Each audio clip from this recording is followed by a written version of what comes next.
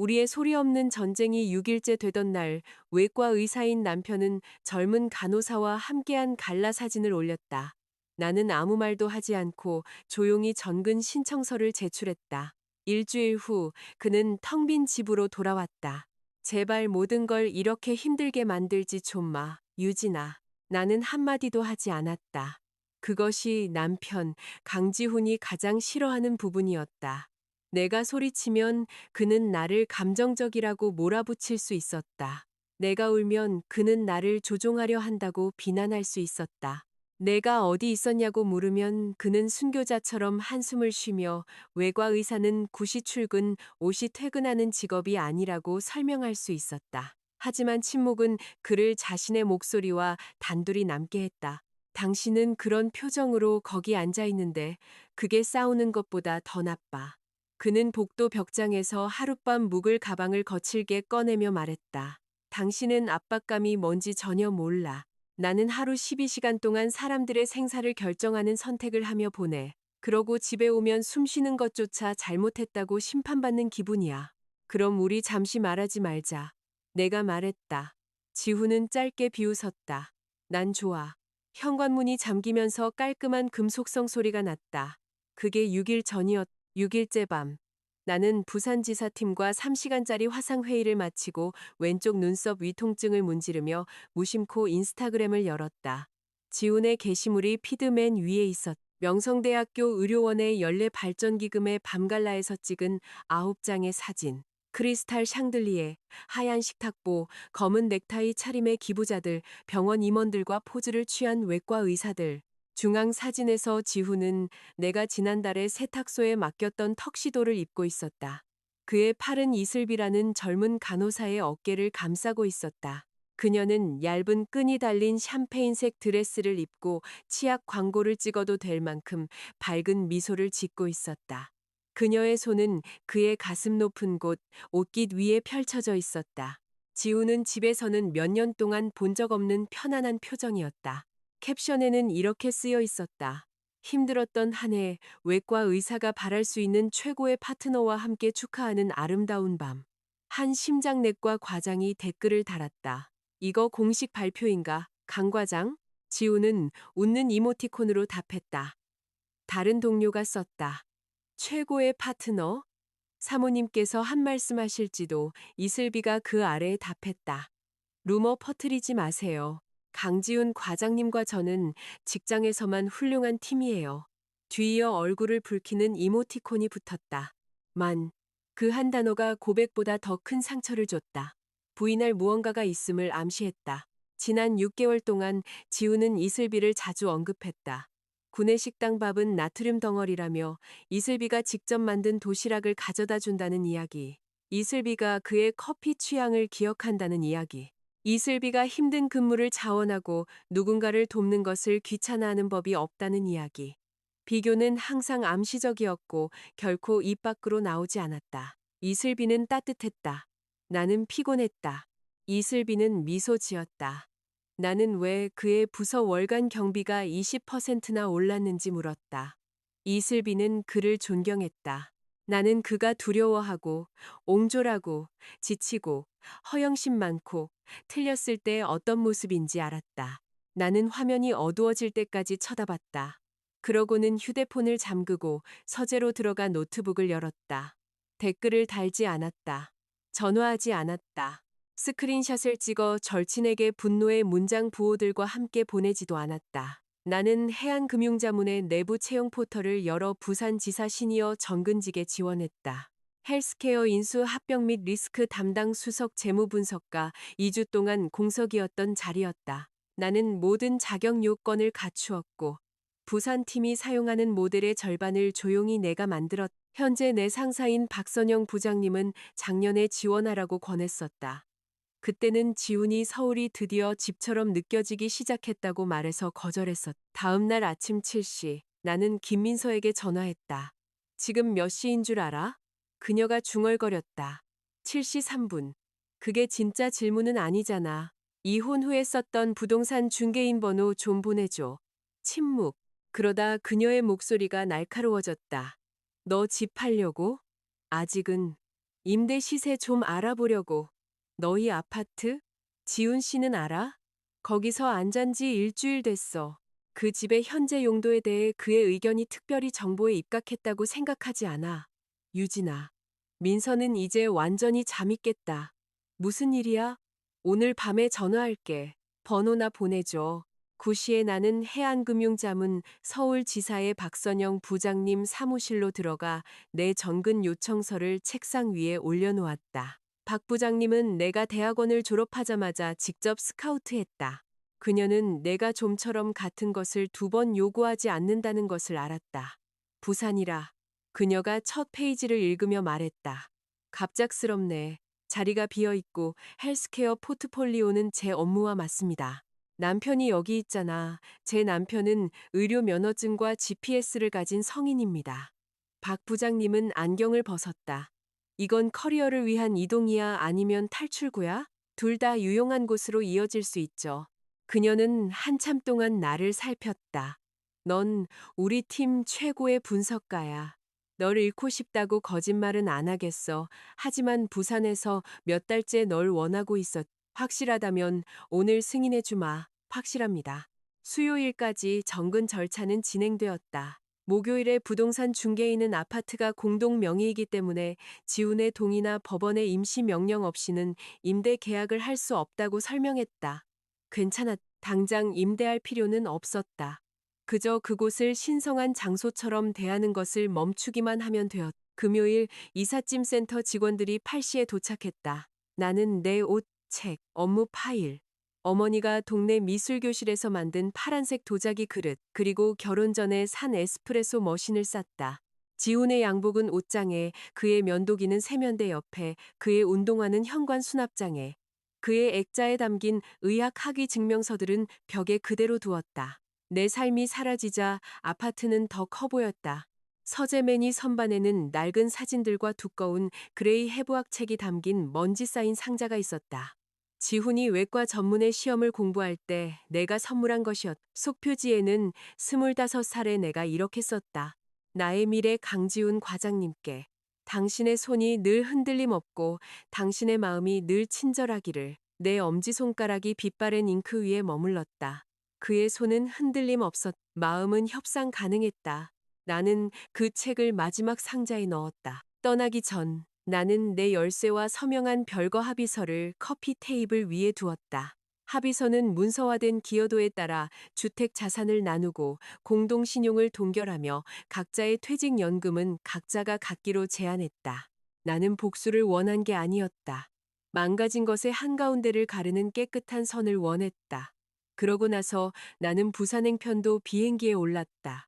갈라가 있은 지 일주일 후 지우는 마침내 집으로 갔다. 내가 한강이 내려다 보이는 유리 회의실에 있을 때 그의 첫 메시지가 도착했다. 집이야. 마침표도 인사도 없었다. 답장을 기대하는 진술이었다.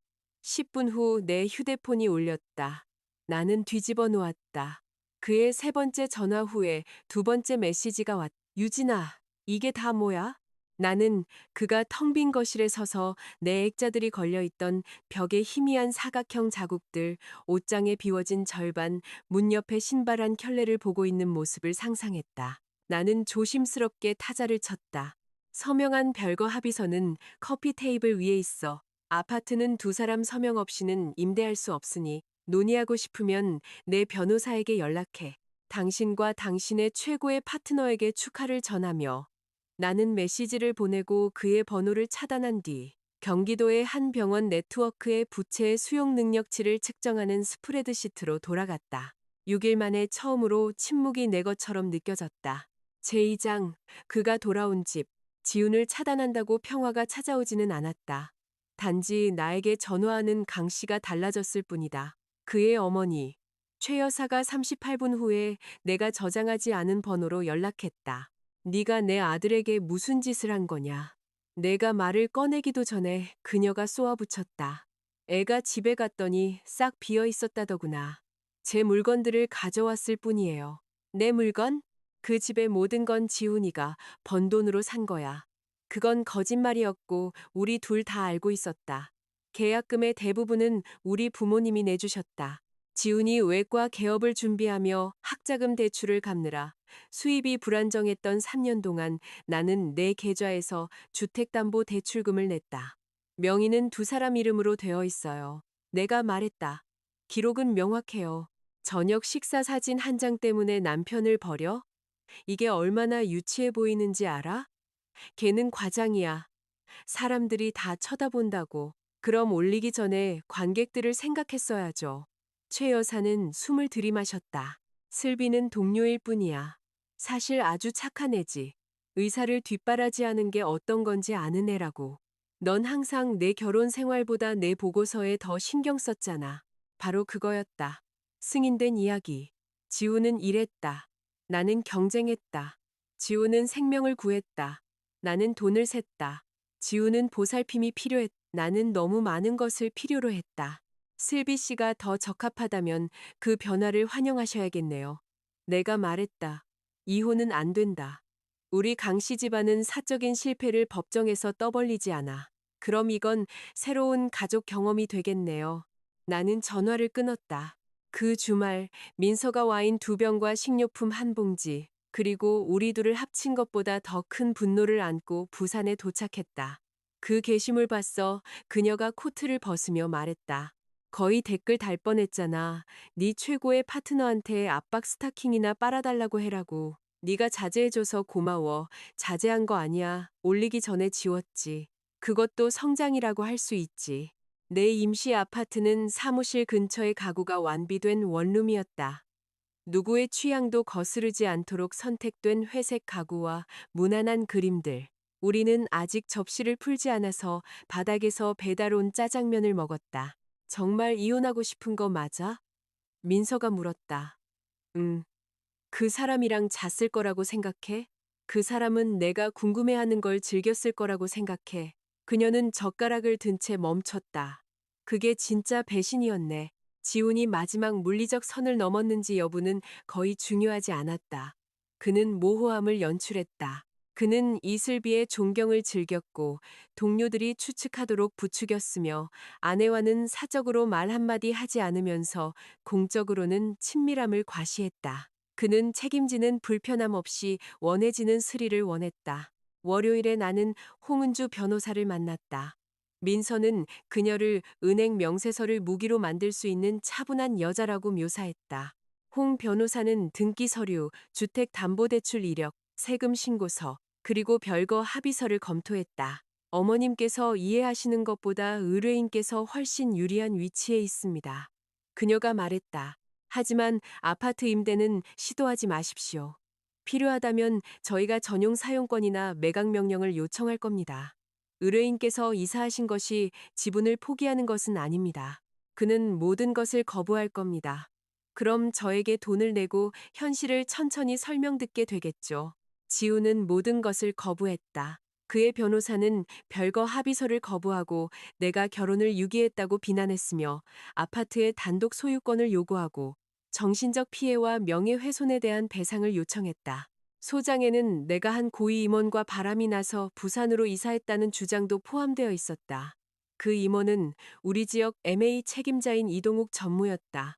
그는 61세였고 대학 시절 여자친구와 결혼했으며 회의 때마다 손주들 사진을 보여주는 사람이었다. 당신과 이 전무가 저녁 식사하는 사진을 첨부했어요.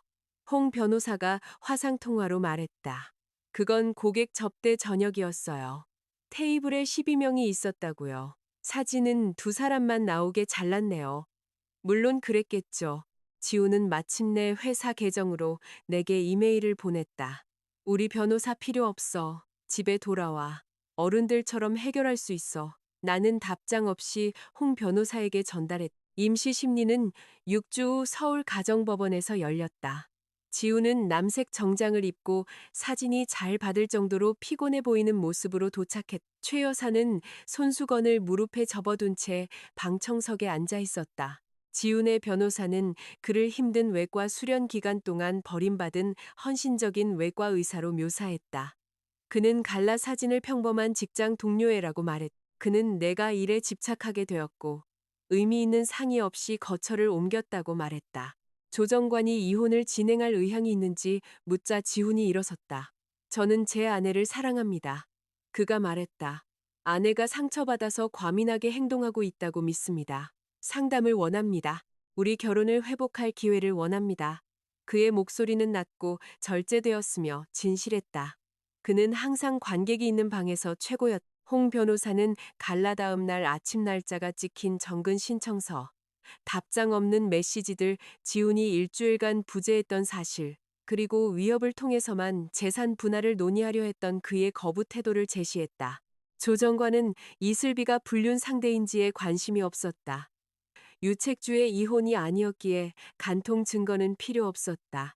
법원은 자산, 거주지, 재정 공개, 그리고 어느 한쪽이 재산을 은닉하려 했는지에만 관심이 있었다. 결과는 승리도 패배도 아니었다. 법원은 임시 명령을 내렸다.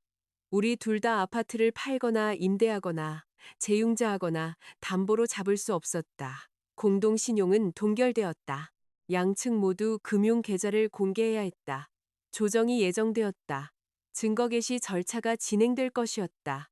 지훈이 법정 밖에서 나를 붙잡았다. 내 뜻은 알았어. 그가 말했다.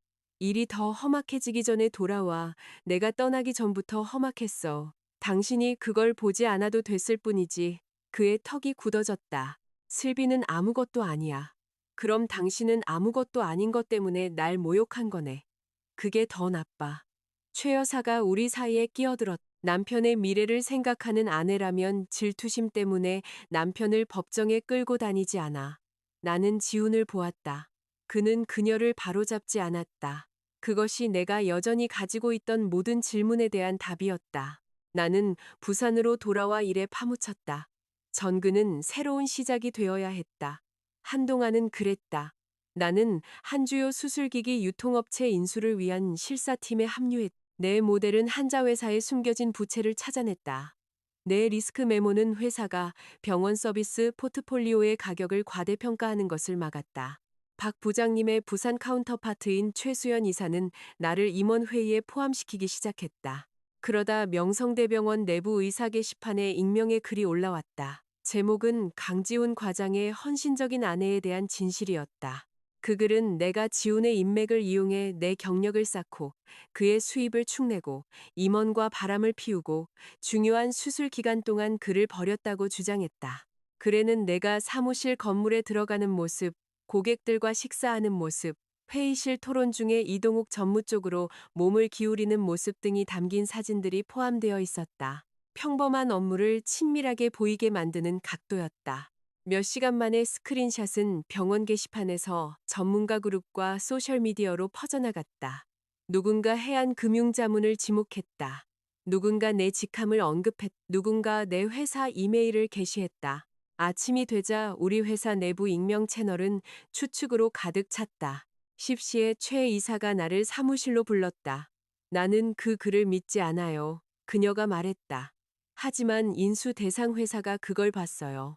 그쪽 법무팀에서 이해 상충과 판단력에 대한 우려를 제기하고 있어요. 본사에서는 법무팀이 상황을 검토하는 동안 유진 씨를 이 거래에서 잠정적으로 제외하길 원해요. 저는 명예훼손을 당한 것 때문에 처벌받는 거군요. 이 거래에서 유급 행정 휴가를 받는 겁니다. 같은 의미를 더 깨끗한 단어로 표현한 거죠.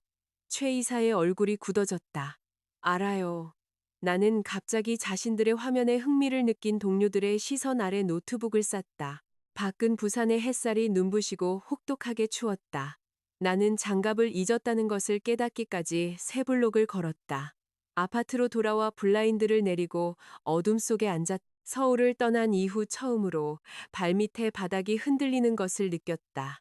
지훈과 최 여사는 단지 나를 놓아주기를 거부한 것이 아니었다. 그들은 만약 내가 기꺼이 돌아오지 않는다면 독립을 유지하기에는 너무 비싼 대가를 치르게 만들기로 결심했다. 그날 저녁 7시 외과에서 지훈의 최고 라이벌인 박진우 교수로부터 링크드인 요청이 왔다. 그의 메시지는 짧았다. 그 글이 거짓이라는 걸 압니다. 저 또한 강지훈의 경력을 끝낼 수 있는 것들을 알고 있습니다. 진실을 원한다면 내일 만납시다. 제3장 가장 높은 선반 위에 책. 박진우는 김포공항 근처 호텔바를 골랐다. 상징적인 의미에서만 서울과 내 새로운 삶의 중간 지점이었다. 실제로는 지훈에게서 650km 떨어져 있었고 연방 수사기관 현장 사무소에서는 정확히 9분거리였다. 나는 홍 변호사가 이미 그의 메시지를 보존하고 공공장소에서만 만나라고 조언했다는 사실을 박진우에게 말하지 않았다. 해안금융자문의 외부 변호사가 사설 탐정을 세 테이블 떨어진 곳에 앉혀두었다는 것도 말하지 않았다. 그 책에 대해서도 말하지 않았다. 그레이 해부학은 내 주방 식탁 위에 있었다.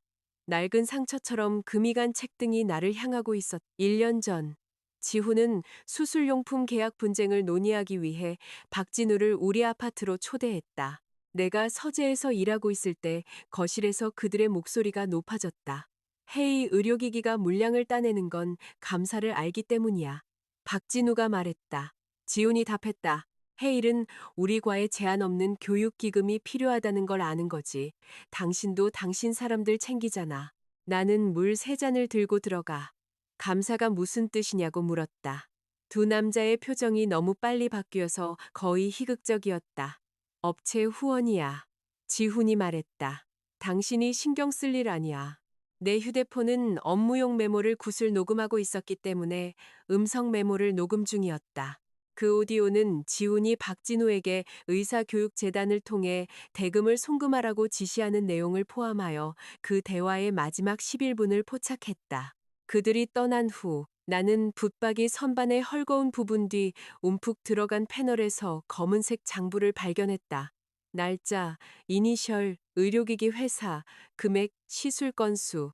지우는 발각될까 두려운 어떤 것에도 전자 기록을 사용하지 않았다. 나는 모든 페이지를 사진 찍고 책을 원래 있던 자리에 정확히 다시 놓았다. 그러고 나서 해부학 책 표지 아래 움푹 파인 판지 안에 작은 암호화된 드라이브를 숨겼다. 나는 그것이 보험이라고 스스로에게 말했다. 나는 그를 신고하지 않았다. 그것이 내가 가장 싫어하는 진실이었다. 그때는 여전히 우리 결혼이 회복될 수 있다고 믿었다. 지훈의 잘못이 보이는 것보다 작거나 일시적이거나 혹은 내가 올바른 말을 찾는다면 그가 그만둘 무언가일 수 있다고 여전히 믿었다. 나는 두려움을 침묵으로 바꾸고 그것을 의리라고 불렀다. 이제 박진우는 그 침묵을 기회로 삼고 싶어 했다. 그는 14분 늦게 도착했고 내가 무언가 마시고 싶은지 묻지도 않고 법원을 주문했다. 강지호는 끝났어. 그가 말했다. 이 사회가 몇 년 동안 그를 보호해줬지만 새로운 준법 감시관이 행동할 명분을 찾고 있어. 당신이 그 명분을 줄 수 있어. 제가 왜 당신을 도와야 하죠? 그가 그의 어머니가 당신의 평판을 망치도록 내버려 뒀으니까. 그가 이슬비를 대체 아내처럼 퍼레이드했으니까. 당신은 정의를 누릴 자격이 있으니까. 그리고 당신은 그의 의자 자리를 누릴 자격이 있어. 박진우가 미소 지었다. 우리의 이해관계는 겹쳐. 그는 테이블 너머로 폴더를 밀었다. 안에는 구매 보고서, 업체 지불 내역 사본, 그리고 지훈이 해일의료기기 대표를 만나는 사진 2장이 들어 있었다. 당신이 그를 위해 보관했던 기록은 뭐든지 줘. 박진우가 말했다. 가계부, 설명되지 않는 입금 내역, 세금 서류. 내가 준법 감시팀에 제출할 수 있도록 모든 것을 포장해 줄게. 당신 이름은 절대 드러날 필요 없어. 제가 증거 절도를 저지르고 당신이 저를 보호해 줄 거라고 믿으라는 거군요. 당신을 전혀 보호하지 않았던 남자를 그만 보호하라는 거야. 좋은 대사였다. 그는 연습했다. 당신은 뭘 얻죠? 깨끗한 부서. 다시 말해보세요. 그의 미소가 옅어졌다. 외과 과장 자리, 결국에는 나는 폴더를 닫았다. 서류는 제 변호사에게 보내세요. 유진 씨, 변호사들은 일을 느리게 만들어요. 그게 그들의 장점 중 하나죠. 그가 몸을 앞으로 숙였다. 당신은 강지훈의 재정행위에 연루될 위험에 처해 있어. 그가 무너지면 그는 당신이 돈을 관리했다고 말할 거야. 당신이 가족의 분석가였으니까. 그는 당신을 설계자로 만들 거야. 처음으로 박진우는 내가 믿을 만한 말을 했다. 지우는 절대 자기 이야기에 악당이 되려 하지 않을 것이다. 그는 외과 의사가 업무를 위임하듯 비난을 분배할 것이다. 나는 일어섰다. 제 변호사가 연락할 겁니다. 박진우가 내 손목을 잡았다. 옆 테이블의 탐정이 움직였다. 나는 박진우가 나를 놓아줄 때까지 그의 손을 내려다보았다. 신중하게 선택해. 그가 말했. 그러고 있어요. 그날 밤 나는 홍 변호사와 해안금융자문의 외부 변호사인 윤태석 변호사에게 전화했. 윤 변호사는 헬스케어 준법 전문가였고 문서를 잃어버린 적 없는 사람 특유의 짜증나는 차분함으로 말했다. 우리는 세 개의 별도 증거 패키지를 만들었다. 하나는 변호사를 통해 명성대병원의 독립준법감시실로 갔다. 하나는 서울중앙지방검찰청 특수부로 갔다. 하나는 보건복지부 감사실로 갔다. 왜냐하면 그 기기들은 건강보험으로 청구되었고 시술은 급여가 지급되었기 때문이다. 원본 드라이브는 은행 금고에 남아 있었다. 우리는 오디오, 장부 사진, 이미지가 촬영된 시점을 증명하는 메타데이터, 지훈의 가계부 기록, 그리고 박진우가 나를 포섭하려 한 시도를 포함했다. 나는 왜 기다렸는지 설명하는 진술서에 서명했다. 용감해질 줄 알았다. 속이 메스꺼웠다. 이틀 후 지훈이 부산에 나타났다. 그는 우리 건물 로비에서 보안팀이 위층으로 연락할 때까지 기다렸다. 나는 그의 집 호수를 알리고 싶지 않았기 때문에 공용 라운지에서 이야기하기로 동의했다. 그는 흠잡을 데 없이 보였다. 차콜 코트, 광택나는 구두, 외과 과장의 자세. 눈 밑에 보라색 그림자만이 지난주가 그에게 영향을 미쳤음을 드러냈. 집에 돌아가는 거야. 그가 말했다. 질문이 아니었다. 아니요, 내 회사에서 널 정직시켰잖아. 그 글이 사방에 퍼졌어. 넌 여기 지원 시스템이 없어. 이 실험은 끝났어. 나는 그를 빤히 쳐다봤다. 그 글에 대해 알고 있었어요? 어머니가 화가 나셨어. 사람들에게 말했을 수도 있지. 알고 있었냐고요? 그는 찰나의 순간 시선을 피했다. 그것으로 충분했다. 반증될 수 있는 건 포함하지 말라고 말씀드렸어. 그가 말했다. 유진아, 어머니는 날 변호하려고 하셨던 거야. 내 안에 무언가가 아주 고요해졌. 당신이 검토했군요. 나는 병원을 스캔들로부터 보호했어. 차이가 있어. 당신은 아내가 떠난 남편이라고 불리는 것으로부터 자신을 보호한 거지. 그의 입이 굳어졌다. 네가 떠났잖아. 당신이 일주일 동안 병원에서 살고 다른 여자를 팔에 끼고 사진을 올린 후에 슬비는 내 연녀가 아니야. 그건 더 이상 중요하지 않아. 그가 조바심 내며 숨을 내쉬었다. 돌아와. 소송 취하해. 내가 게시판 글 삭제시키고 네가 스트레스 받았다고 말해줄 수 있어. 네 회사는 결혼 생활이 안정된 걸 보면 널 다시 받아줄 거야. 그는 자신이 만든 상처를 치료해주겠다고 제안하고 있었다. 단 내가 붕대에 대해 감사한다면 당신에게 줄 게 있어요. 내가 말했다. 나는 내 태블릿을 열어 윤 변호사가 준비를 도와준 짧은 비디오를 재생했다. 그것은 호텔바에서 박진우가 지훈을 제거하고 과장 자리를 차지하기 위해 내게 개인 금융 기록을 제공해달라고 명확하게 요청하는 모습을 보여주었다. 지훈의 얼굴에서 핏기가 가셨다.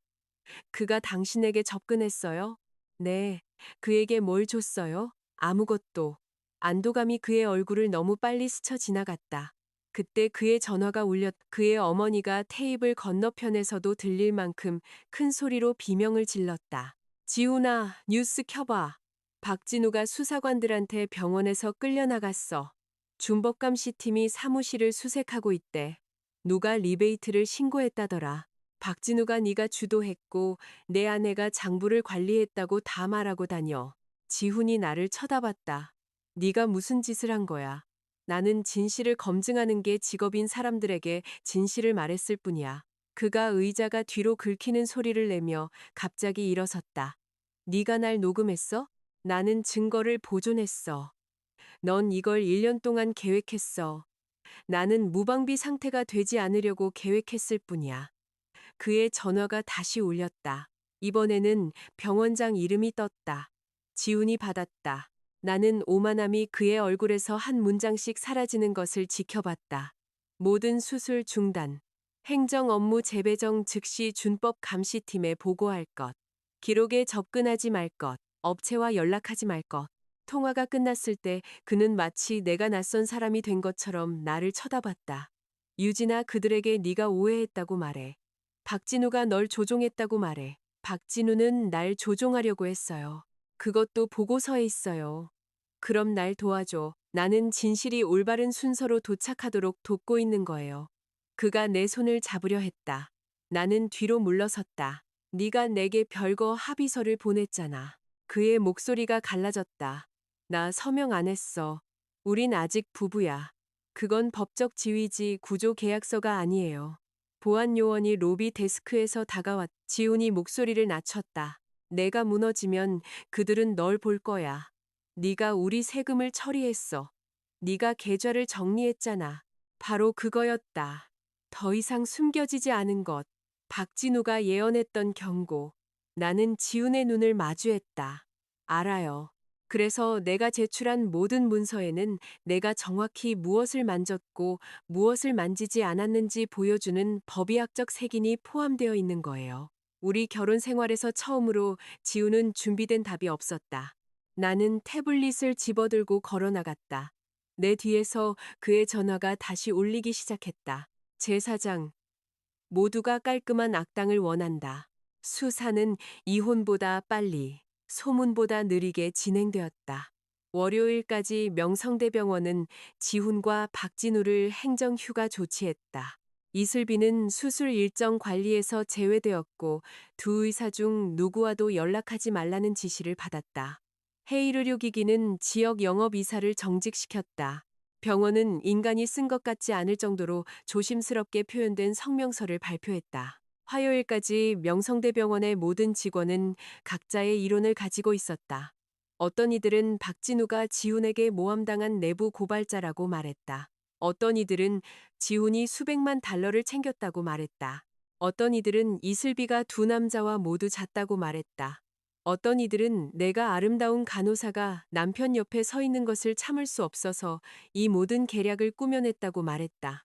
나에 대한 원래 게시물은 내부 게시판에서 사라졌지만 스크린샷은 남아 있었다.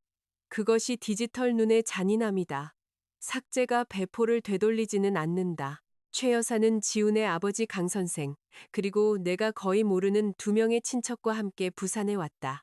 건물 보안팀은 그들을 로비에서 통과시키기 전에 전화를 걸었다. 그냥 돌려보내주세요. 내가 말했다. 그러고 나서 마음을 바꿨다. 나는 민서와 윤 변호사와 함께 아래층으로 내려갔다. 윤 변호사는 내 이혼 변호사는 아니었지만 준법감시 수사의 책임자가 되었고 내가 적대적인 사람들을 혼자 만나는 것을 멈추라고 주장했다. 최 여사는 낙타색 코트를 입고 장례식에 어울리는 표정을 지으며 로비에 서 있었다. 네가 그 애를 망쳤어. 그녀가 말했다. 안녕하세요 어머니. 애가 잠도 못 자. 뉴스에 이름이 오르내리고 환자들은 예약을 취소하고 있어. 그 자리를 위해 얼마나 열심히 일했는지 알잖아. 강 선생이 앞으로 나섰. 그는 항상 조용했고 아내의 확신 뒤에 사라지는 종류의 남자였다. 유진아, 그가 말했다. 지훈이가 무슨 짓을 했든 감옥이 그걸 해결해 주지는 않아. 수사관들에게 이건 오해였다고 말해주렴. 어느 부분이요? 숨겨진 장부? 업체 지불금? 교육재단이요. 그의 시선이 떨어졌다. 최 여사의 슬픔은 분노로 바뀌었다. 네가 걔 장부를 관리했잖아. 네가 세금 신고서에 서명했어. 만약 부적절한 게 있었다면 너도 연루된 거야. 윤 변호사가 처음으로 입을 열었다. 최 여사님 공공로비에서 제 의뢰인에 대해 비난하시는 것은 삼가시길 조언드립니다. 그녀는 그를 훑어보았다. 당신은 누군데? 새 남자? 변호인입니다. 요즘은 그게 그거지 보아하니. 민서가 거의 웃음이자 거의 위협인 소리를 냈다. 내가 손을 들어 올렸다. 어머님, 저에 대한 사진을 게시하고 저를 불성실하다고 했을 때 지훈 씨에게 막아달라고 부탁하셨나요? 나는 내 아들을 변호했어. 어머님 아드님이 그 글에 대해 알게 되었을 때 그는 그걸 검토했어요. 반증될 수 있는 건 포함하지 말라고 했죠. 강 선생이 그녀를 향해 날카롭게 돌아섰다. 당신은 지훈이가 아무것도 모른다고 했잖아. 최 여사의 입이 굳어졌다. 어머님은 제 프로젝트를 망치셨어요. 내가 말을 이었다. 제 고용주 이름을 공개하셨죠. 낯선 사람들이 제 사무실에 연락하도록 부추기셨어요.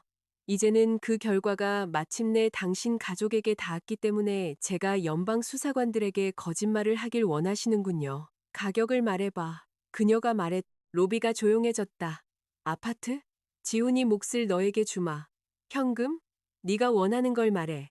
저는 그를 파괴하지 않고 떠나고 싶었어요. 그가 저를 놓아주지 않기로 선택했죠. 너는 걔 아내야. 오래가진 않겠지만요. 그녀의 얼굴이 뒤틀렸다. 만약 걔가 감옥에 가면 난 널 절대 용서하지 않을 거야. 그럼 우리 둘 다 시간을 절약하게 되겠네요. 보안 요원이 그들을 밖으로 안내했. 다음 주 연방 수사관들이 나를 6시간 동안 신문했다. 그들은 왜 내가 장부를 사진 찍었는지, 왜 기다렸는지, 지훈을 위해 현금을 입금한 적이 있는지, 수입이 누락된 것을 알고도 신고서를 작성했는지 물었다. 나는 모든 질문에 답했다. 네, 저는 가게 예산을 관리했습니다. 아니요, 저는 병원 부서 계좌는 관리하지 않았습니다. 네, 설명되지 않는 입금을 발견한 적이 있습니다. 지훈은 그것들이 강연료라고 말했습니다. 아니요, 장부를 발견했을 때 신고하지 않았습니다. 왜 안 했냐고요? 두려웠기 때문입니다. 그를 사랑했기 때문입니다. 결혼을 지키는 것과 그것을 해치고 있는 사람을 보호하는 것을 혼동했기 때문입니다. 수사팀장인 김 검사는 표정을 부드럽게 하지 않았다. 사랑은 법적 방어가 되지 않습니다. 그녀가 말했다. 알고 있습니다. 하지만 지연이 참여는 아닙니다. 기록을 확인할 겁니다. 그들은 확인했다. 법의학적 조사 결과 지우는 내가 접근할 수 없는 개인 계좌를 유지했다는 것이 드러났다. 장부 사진들은 이혼 소송 몇 달 전에 타임스탬프가 찍혀 있었다. 음성 메모는 원본이었고 편집되지 않았으며 내가 물리적으로 존재하는 대화를 포착했다. 세무 준비 이메일은 지훈이 모든 수입이 공개되었다고 반복적으로 인증했음을 보여주었다. 박진우의 메시지들은 그가 나를 포섭하려 한 시도를 입증했다. 증거는 나를 영웅으로 만들지 않았다. 나를 유용하게 만들었다. 한편 지우는 반격했다.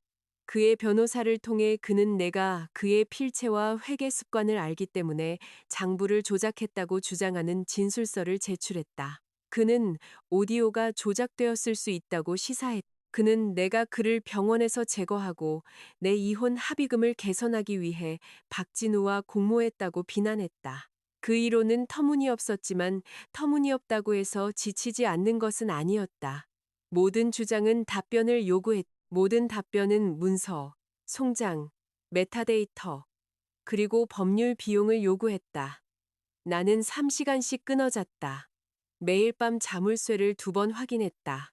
해안금융자문회 검토위원회는 수사 결과 내가 노출될 위험에 처해 있는지 명확해질 때까지 인수팀에서 나를 제외하는 기간을 연장했다. 그때 인수 대상 회사인 대한의료시스템이 최종 가치 평가 회의를 요청했다. 최 이사가 나를 사무실로 불렀다. 본사는 여전히 당신이 공개적으로 주도하는 것을 원치 않아요.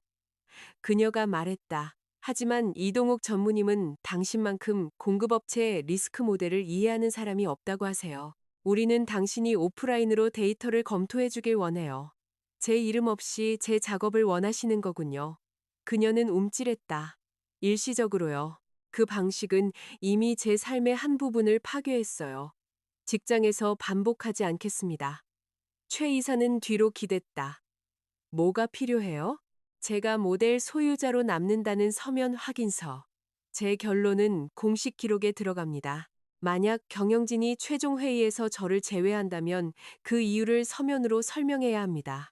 그녀는 그것을 고려했다. 알았어요. 나는 주말 동안 대한의료 시스템의 조달 데이터를 연구했다. 회사는 처음에는 훌륭해 보였다. 높은 마진, 꾸준한 성장, 빠르게 확장되는 정형외과 기기 라인. 하지만 세 곳의 공급업체 주소는 우편 사서함으로 이어졌다. 컨설팅 비용은 병원 매출이 급증하는 분기에 상승했다. 한 작은 유통업체는 해일 의료기기와 등록된 대리인을 공유했다. 나는 새벽 2시까지 그 흔적을 따라갔다. 최종 회의에서 대한의료 시스템의 박동일 회장은 세련된 슬라이드를 발표하고 혁신, 환자 결과, 그리고 신뢰에 대해 말했다. 내 차례가 되었을 때 나는 관련 기업들의 지도를 보여주었다. 귀사에 보고된 매출 원가는 14% 증가했지만 판매량은 6% 증가에 그쳤습니다. 내가 말했다. 그 차이는 소유 구조가 겹치고 제조 능력이 없는 새 공급업체에 집중되어 있습니다. 박 회장이 미소 지었다. 그들은 전문 유통업체입니다. 창고가 없죠. 물류를 조정합니다. 그들 세 곳을 합쳐 직원이 한 명입니다.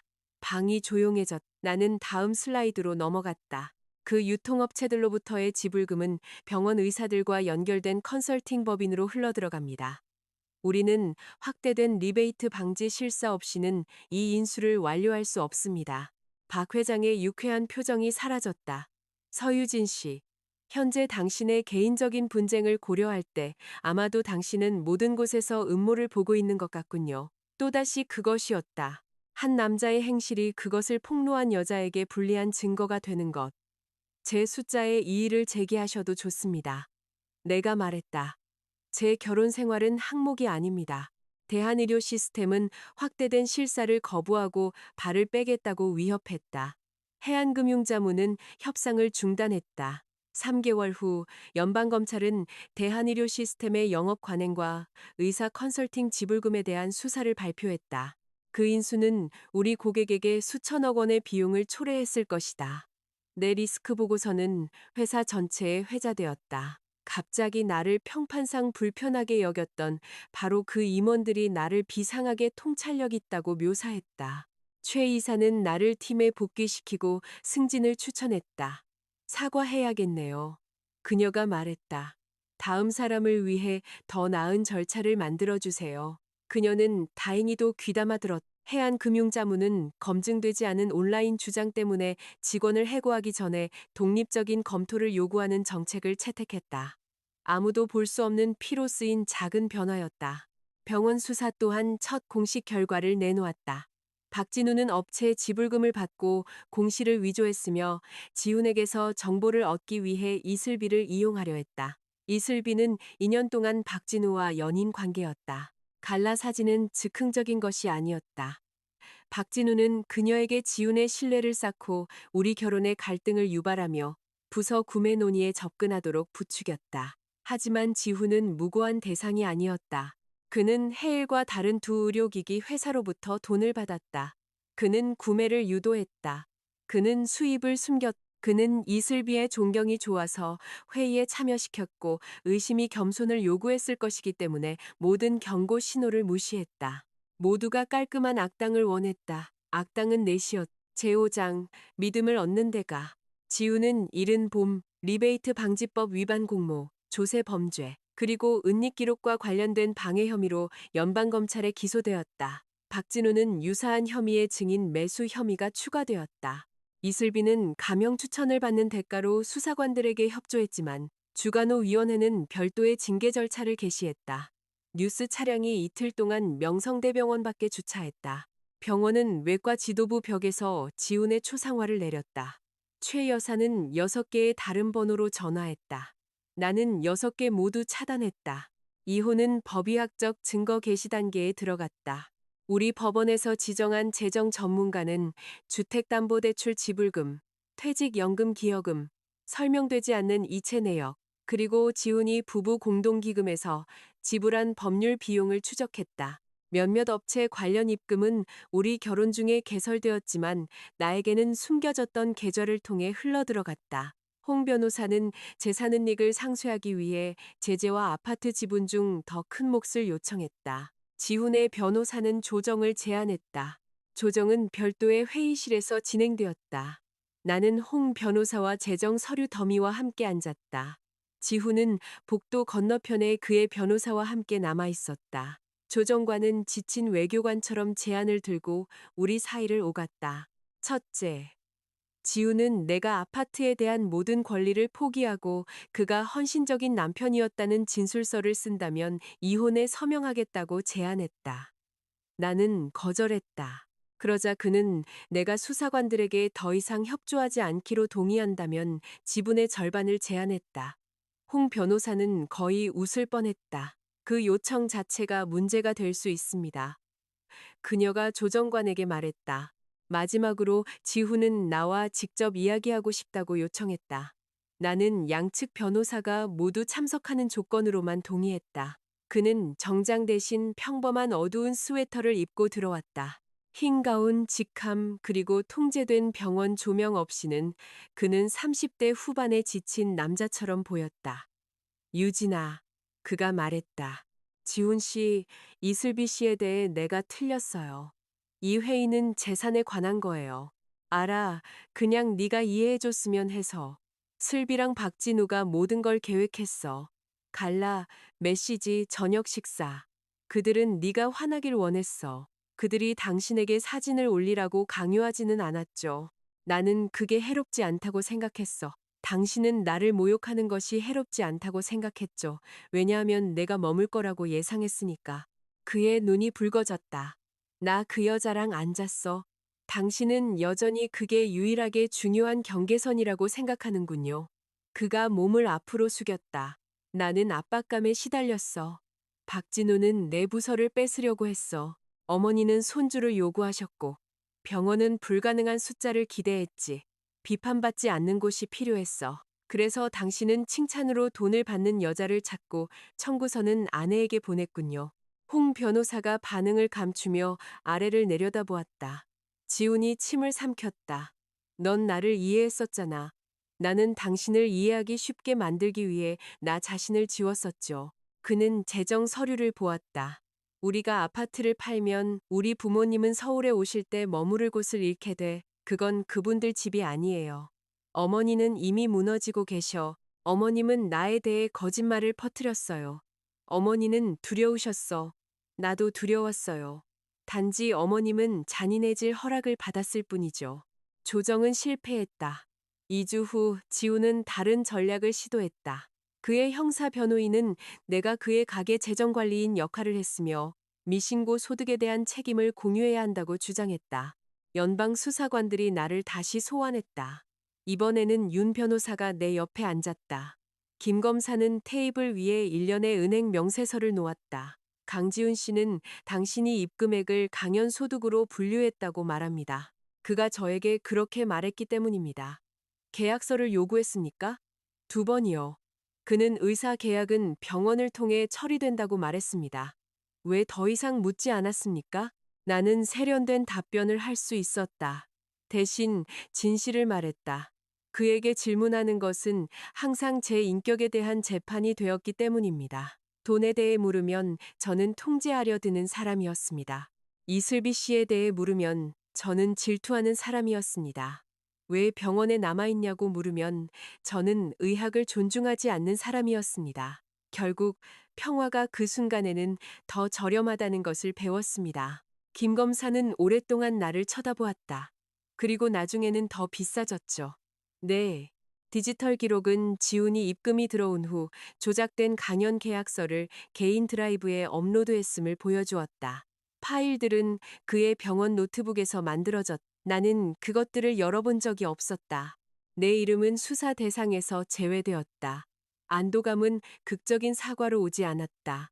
그것은 미국 검찰청의 편지에 담긴 한 문장으로 도착했다. 현 시점에서 귀하는 피의자나 수사 대상이 아닌 참고인으로 간주됩니다. 나는 그것을 3번 읽었다. 그러고 나서 부엌 바닥에 앉아 숨을 쉴 수 없을 정도로 심하게 울었다. 사실을 의심해서가 아니었다. 몇 달 동안 생존이 낯선 사람들이 내 자신의 삶이 믿을 만한지 아닌지를 결정하는 데 달려 있었기 때문이었다. 윤 변호사가 공식 사본을 가져다 주러 왔을 때 나를 거기서 발견했다. 그는 모든 것이 끝났다고 말하지 않았다. 끝나지 않았다. 그는 내가 강하다고 말하지 않았다. 강함은 또 다른 요구가 되어버렸다. 그는 부엌 반대편에 앉아 기다렸다. 잠시 후 그가 말했다. 맛없는 커피를 가져왔어요. 나는 눈물 사이로 웃었다. 왜요? 맛있는 데는 문을 닫았고 우주는 현실주의에 충실하니까요. 그것이 우리 우정의 시작이었다. 로맨스가 아니었다. 아직은. 그는 돕기 전에 묻는 사람이 되었다. 내 자신감을 나를 소홀히 해도 되는 핑계로 삼지 않는 사람이 되었다. 그가 밤늦게 문서를 검토할 때 그는 감정적인 미끼 대신 간결한 메시지를 보냈다. 내가 답장하지 않을 때 그는 내가 바쁜 것이지 그를 벌주는 것이 아니라고 생각했다. 6월의 해안금융자문은 나를 헬스케어 거래 리스크 담당 이사로 승진시켰다. 새로운 역할에서의 첫 임무는 화려하지 않았다. 한 지역 병원 네트워크가 농촌 지역 수술실에 필수적인 제품을 만드는 어려움에 처한 기기 제조업체를 인수하고 싶어 했다. 숫자는 약했지만 공장은 600명을 고용하고 대안이 거의 없는 지역에 공급했다. 일부 임원들은 빠른 구매와 즉각적인 해고를 원했다. 나는 구조 조정을 제안했다. 두 개의 제조 라인을 보존하고 문제가 있는 영업망을 교체하고 임원 보너스에 상한을 두고 안전 및 품질 목표와 연계된 직원 소유 풀을 만드는 것이었다. 당신은 돈을 포기하고 있는 거야. 한 은행가가 내게 말했다. 우리는 회사를 유지하고 있는 겁니다. 내가 답했다. 이건 자선이 아니에요. 아니요, 자선이 더 쉬웠을 겁니다. 이건 관리가 필요해요. 이사회는 그 계획을 승인했다.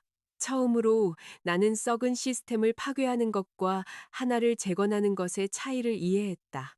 지우는 항상 권력이란 다른 사람들이 기쁘게 해야 하는 사람이 되는 것을 의미한다고 믿었다.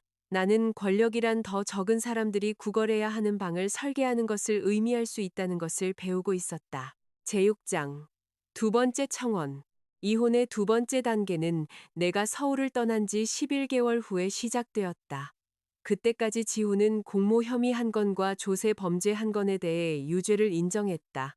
그의 의료 면허는 최종 위원회 조치가 있을 때까지 정지되었다.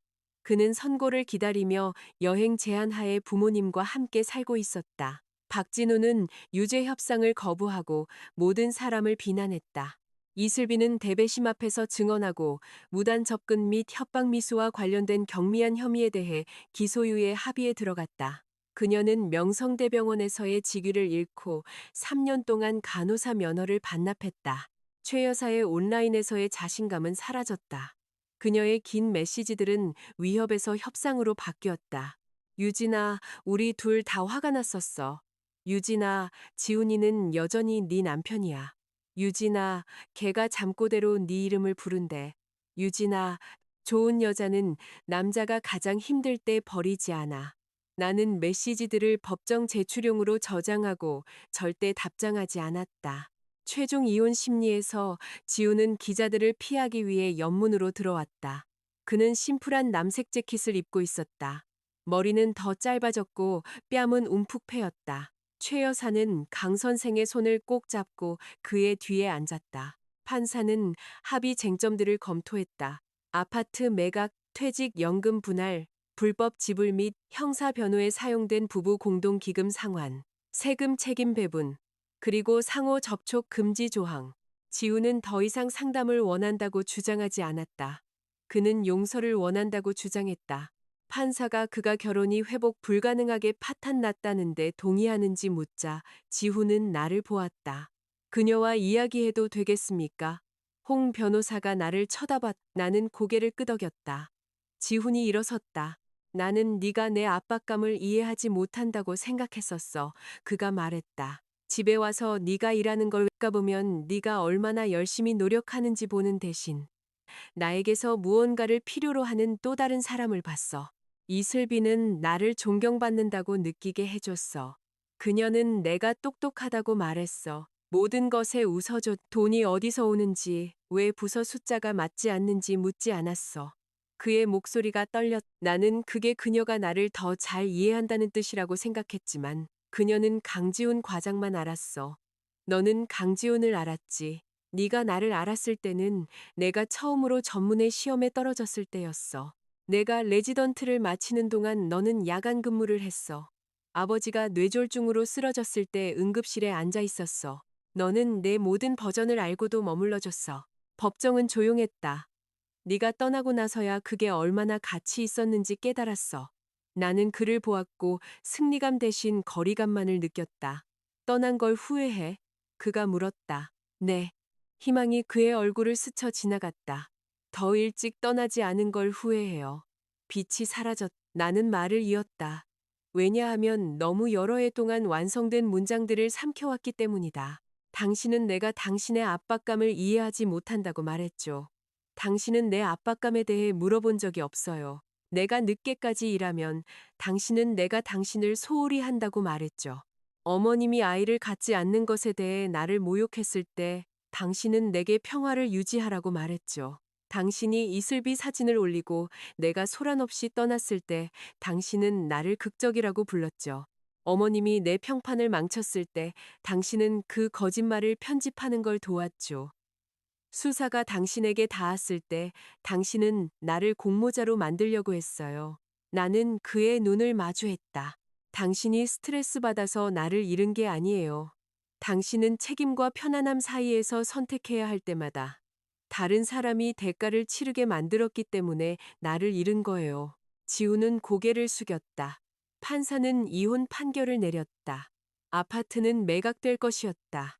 계약금에 대한 내 문서화된 가족 기여금이 먼저 공제된 다음 지훈의 부부 공동 자산 낭비에 대한 상쇄 후 남은 지분이 분할될 것이었다. 그의 미공개 세금 책임과 형사배상금은 그의 책임으로 남았다. 퇴직연금은 합의에 따라 분할되었다. 양측 모두 친척을 통한 괴롭힘이나 간접 접촉이 금지되었다. 법봉은 떨어지지 않았다. 실제 법정은 텔레비전보다 덜 연극적이다. 서기가 서류에 도장을 찍었다. 결혼은 프린터 소리와 함께 끝났다. 법정 밖에서 보안 요원이 개입하기 전에 최 여사가 내게 다가왔다. 그녀의 머리는 거의 완전히 희끗희끗해져 있었다. 유진아, 그녀가 속삭였. 선고 전에 걔 좀 보러 가주렴. 아니요. 걔는 널 사랑해. 걔는 제가 필요하겠죠. 그건 같은 게 아니에요. 눈물이 그녀의 얼굴을 타고 흘러내렸다. 내가 너에 대해 틀렸었어. 그 글을 쓰지 말았어야 했어. 아기 문제로 널 탓하지 말았어야 했어. 지훈이 검사 결과 나 알고 있었어. 나는 그녀를 쳐다봤다. 몇 년 동안 최 여사는 우리의 무자식이 내 실패라고 암시했었다. 그녀는 의사, 식이요법, 보충제, 기도를 추천했었다. 지훈은 침묵을 지켰었다. 그의 불임 검사 결과가 비정상이라는 걸 알고 계셨군요. 그녀는 고개를 끄덕이며 더 심하게 울었다. 걔가 부끄러워했어. 걔를 보호하는 게 결혼을 보호하는 거라고 생각했어. 어머님은 저를 희생양으로 삼아 그의 자존심을 보호하신 거군요. 미안하다. 사과는 아무것도 고칠 수 없을 만큼 너무 늦게 왔지만 더 작은 무언가를 했다. 내가 잔인함을 상상하지 않았다는 것을 확인시켜 주었다. 어머님께서 미안해 하신다는 건 받아들일게요. 내가 말했다.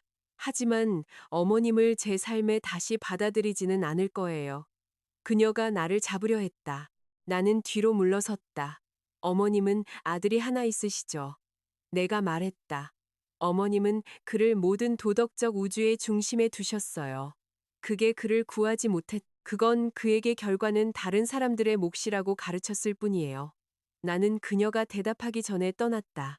지우는 2달 후 30개월의 연방교도소형, 벌금, 그리고 배상금을 선고받았다. 주의료위원회는 재활 및 재교육 증명을 조건으로 최소 7년 동안 그의 면허를 취소했다.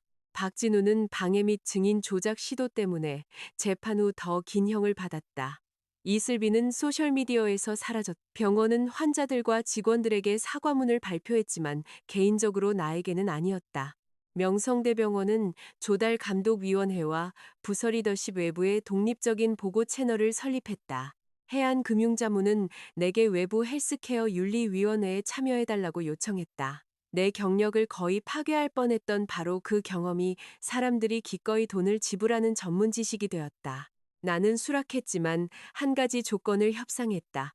위원회는 임원과 의사뿐만 아니라 간호사, 청구 담당 직원, 기술자, 그리고 환자 옹호자를 포함할 것이라는 조건이었다. 의장이 이유를 묻자 나는 말했다. 부패는 가장 먼저 알아차리는 사람들이 말할 힘이 가장 적을 때 살아남기 때문입니다. 그 동의안은 통과되었다. 내가 이사한 지 1주년이 되던 날, 나는 부산에 있는 침실 2개짜리 아파트의 잔금 서류에 서명했다. 계약금은 서울집 매각 대금 중 내 몫과 1년 동안의 저축에서 나왔다. 남편 서재로 지정된 방은 없었다. 나를 위한 사무실이 있었다. 나는 낡은 그레이 해부학 책을 가장 낮은 선반에 두었다. 지훈을 위한 기념물이 아니라 마침내 자신의 증거를 믿었던 여자의 기록으로서. 제7장. 그녀의 이름이 문에 새겨진 방. 내 새 사무실에는 문이 있었다. 그 사실이 그렇게까지 중요해서는 안 됐다. 내 경력 대부분 동안 나는 모든 사람이 내가 얼마나 늦게까지 머무는지 볼 수 있고 아무도 그 일에 얼마가 내 것인지 볼 수 없는 개방형 공간에서 일했다. 해안금융자문 부산 본사의 내 사무실은 작았고 창문 하나가 벽돌 벽을 향하고 있었지만 문 옆 금속판에는 내 이름이 새겨져 있었다. 서유진 이사 헬스케어 거래 리스크. 강 과장 사모님도 외과 과장 아내도 남자가 박수를 받는 동안 세부 사항을 정리하는 도움이 되는 배우자도 아니었. 그냥 내 이름이었다. 내 리더십 하의 첫 번째 주요 거래는 위스콘신 시골에 있는 청천의료기기라는 회사를 포함했다. 이 회사는 기본적인 수술실 기구와 멸균 용품 키트를 만들었다.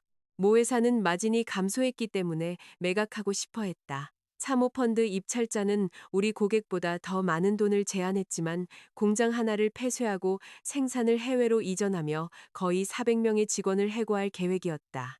우리 고객인 비영리 병원 네트워크는 그 가격을 맞출 수 없었다. 그럼 우리가 가치를 바꿔야죠. 나는 팀에게 말했다. 우리는 주정부 제조업 크레딧, 장기병원 구매 약정, 그리고 직원 소유 신탁을 이용한 대안 구조를 설계했다. 매도인은 첫날에는 더 적은 현금을 받지만 성과 연동 채권을 유지하게 된다. 근로자들은 품질 및 납기 목표가 개선되면 지분 단위를 받게 된다. 4개월과 36번의 모델 수정이 걸렸다.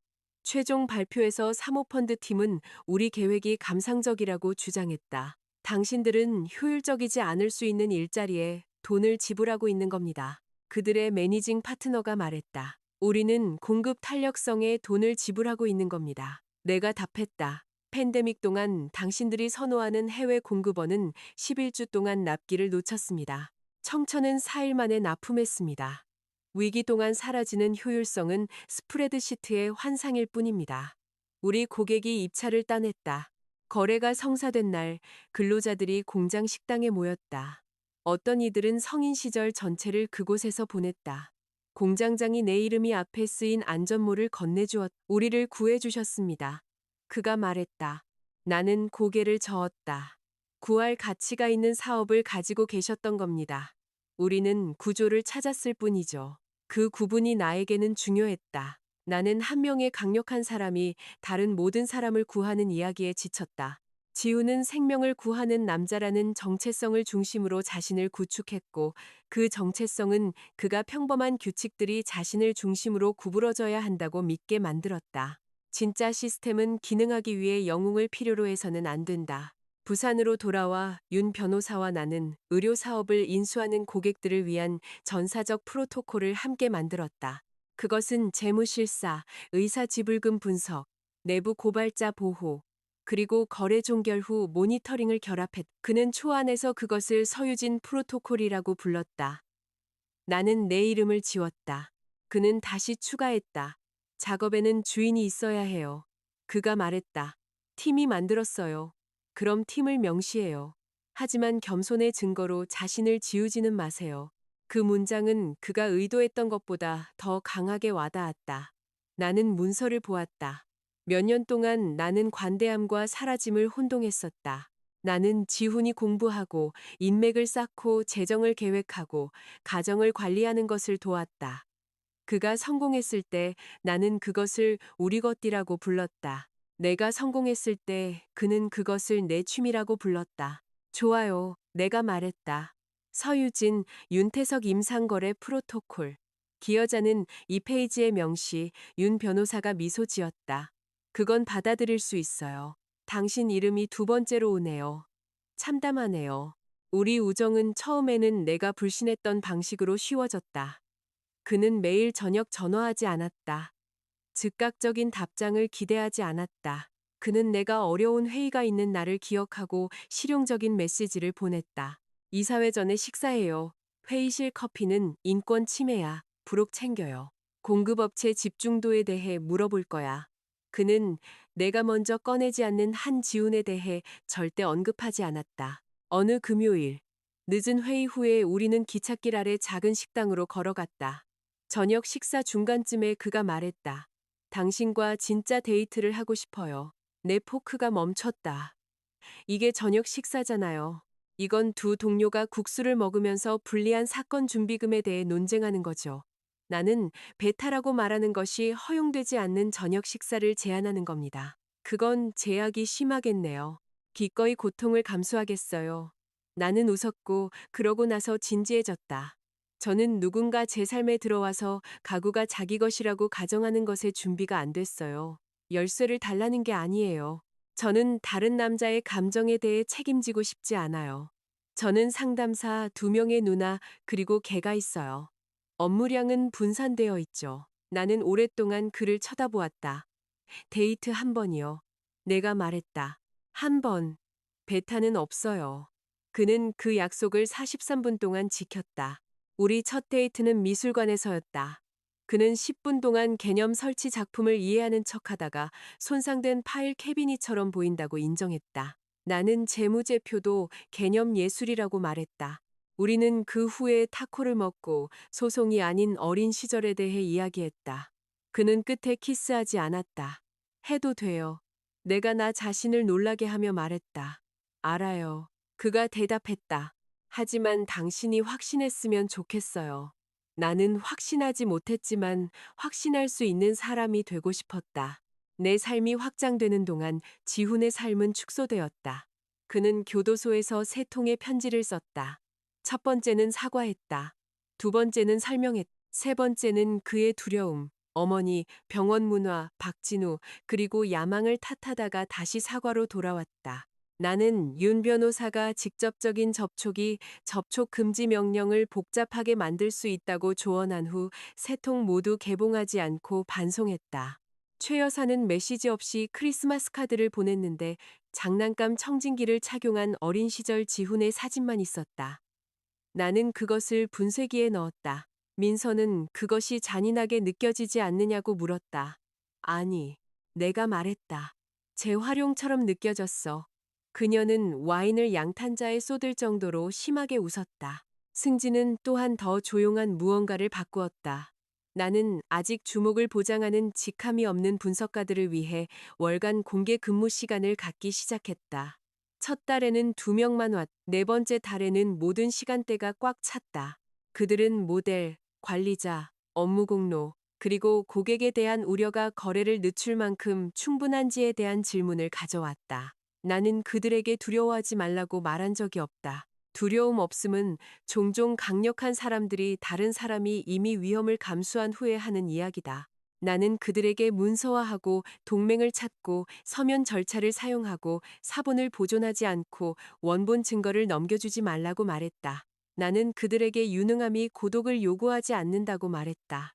한 분석가가 내가 항상 그렇게 직설적으로 말하는 법을 알았는지 물었다. 아니요, 내가 말했다. 침묵이 정직보다 더 비싸진 후에 배웠어요. 이혼 후 두 번째 해 청천은 품질 목표를 달성하고 첫 번째 직원 지분 명세서를 배포했다. 루스라는 기계공이 냉장고에 붙여진 종이 사진을 내게 이메일로 보냈다. 제 몫이 크지는 않아요. 그녀가 썼다. 하지만 저는 여기서 22년 동안 일했고 제가 만든 것의 일부를 소유했다고 말해준 사람은 이번이 처음이에요. 나는 그 이메일을 인쇄해서 사무실에 액자로 만들었다. 내가 루스를 구했기 때문이 아니라 그녀가 내가 건설하고 싶어하는 세상의 종류를 명명했기 때문이다. 제8장 평판의 대가 성공이 나를 무적으로 만들지는 않았다. 단지 사람들이 이야기를 통제하려는 방의 크기를 바꿨을 뿐이다. 내가 부산으로 이사한 지 2년 후 해안금융자문은 2개의 전국적인 병원 네트워크 합병 자문사 최종 후보에 올랐다. 그 계약은 우리 부서 역사상 가장 큰 규모가 될 것이었다. 나는 재무 건전성 및 의사보상 검토를 이끌도록 선정되었다. 최종 발표 3일 전 이사회 의장 집에 익명의 소포가 도착했다. 거기에는 오래된 명성대병원 게시판 글 사본, 내 결혼 생활 사진, 그리고 내가 내 이혼과 경력에 도움이 될 때까지 지훈의 리베이트 계획 증거를 숨겼다는 새로운 주장이 담겨 있었다. 소포에는 한 가지 사실도 포함되어 있었다. 내가 신고하기 몇 달 전에 장부를 발견했다는 사실. 진실은 종종 거짓말을 위한 최고의 무기다. 왜냐하면 그것이 거짓말의 뼈대를 제공하기 때문이다. 이사회는 긴급 회의를 소집했다. 이번에는 아무도 나를 프로젝트에서 제외하지 않았다. 최 이사가 말했다. 우리는 프로토콜을 따릅니다. 독립적인 검토, 서면 주장, 완전한 답변, 사실이 평가될 때까지 고용 조치 없음. 내가 다음 사람을 위해 요구했던 정책이 이제 나를 보호했다. 우리 외부 조사관은 소포를 미공개 경쟁사가 고용한 홍보 컨설턴트에게까지 추적했다. 그 컨설턴트는 수감된 의사 가족들을 위한 온라인 지원 그룹을 통해 최 여사와 연락했다. 최 여사는 단지 진실이 알려지길 원했기 때문에 문서를 공유했을 뿐이라고 주장했다. 이사회는 내게 보고 지연에 대해 설명해달라고 요청했다. 저는 제 자신을 더 예쁘게 포장하지 않았습니다.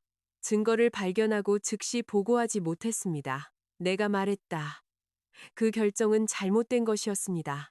제 결혼을 잃을까 두려웠고 제가 오해했을까 두려웠습니다. 위험이 확대되었을 때 저는 변호사를 통해 보고했고 원본을 보존했습니다. 수사관들이 내 행동을 검토하고 내가 참여자가 아닌 참고인이라고 결정했습니다. 지연을 바꿀 수는 없습니다. 하지만 그로부터 무엇을 배웠는지는 보여드릴 수 있습니다. 나는 우리가 구축한 내부 고발자 프레임워크, 단계적 보고 규칙, 그리고 독립적인 보고 채널을 제시했다. 한 이사가 물었다. 개인적인 경험이 당신을 지나치게 의심하게 만들지 않았다는 것을 어떻게 압니까? 당신은 의사 보상을 검토하는데 의심하지 않는 사람을 원치 않을 겁니다. 내가 말했다. 당신은 증거에 의해 단련된 의심을 가진 사람을 원할 겁니다. 우리는 계약을 따냈다. 독립적인 검토는 나를 무죄로 만드는 것 이상을 했다. 그것은 전문 조직들이 얼마나 쉽게 도덕적 판단을 검색 결과에 외주를 주는지 폭로했다. 소포를 조립한 컨설턴트는 나에게 연락하거나 수사 결과를 읽거나 날짜를 확인한 적이 없었다. 그는 6페이지 안에서 암시적으로 보일 수 있는 모든 것으로 이야기를 구축했다. 해안금융자문은 사업관계 방해로 소송을 제기했다. 내가 공개적인 복수 캠페인을 원해서가 아니라 침묵이 다음 컨설턴트에게 평판 사보타주가 단지 가격 책정 전략일 뿐이라고 가르쳤을 것이기 때문이다. 증거 게시 과정에서 경쟁 입찰자 중 하나가 병원 네트워크가 내 리더십의 의문을 제기하도록 고안된 압박 전략을 승인했다는 것이 드러났다. 이사회는 그 입찰자를 절차에서 제외했다. 컨설턴트는 합의하고 정정문을 발표했으며 모든 통신 내용을 규제 당국을 위해 보존하기로 동의했다. 나는 합의금이 내 보상을 늘리는 대신 직원 법률 지원 프로그램을 기금으로 사용해야 한다고 주장했다. 최 이사는 그것이 상징적이냐고 물었다. 상징은 변호사 비용을 지불할 때 유용하죠. 내가 말했다.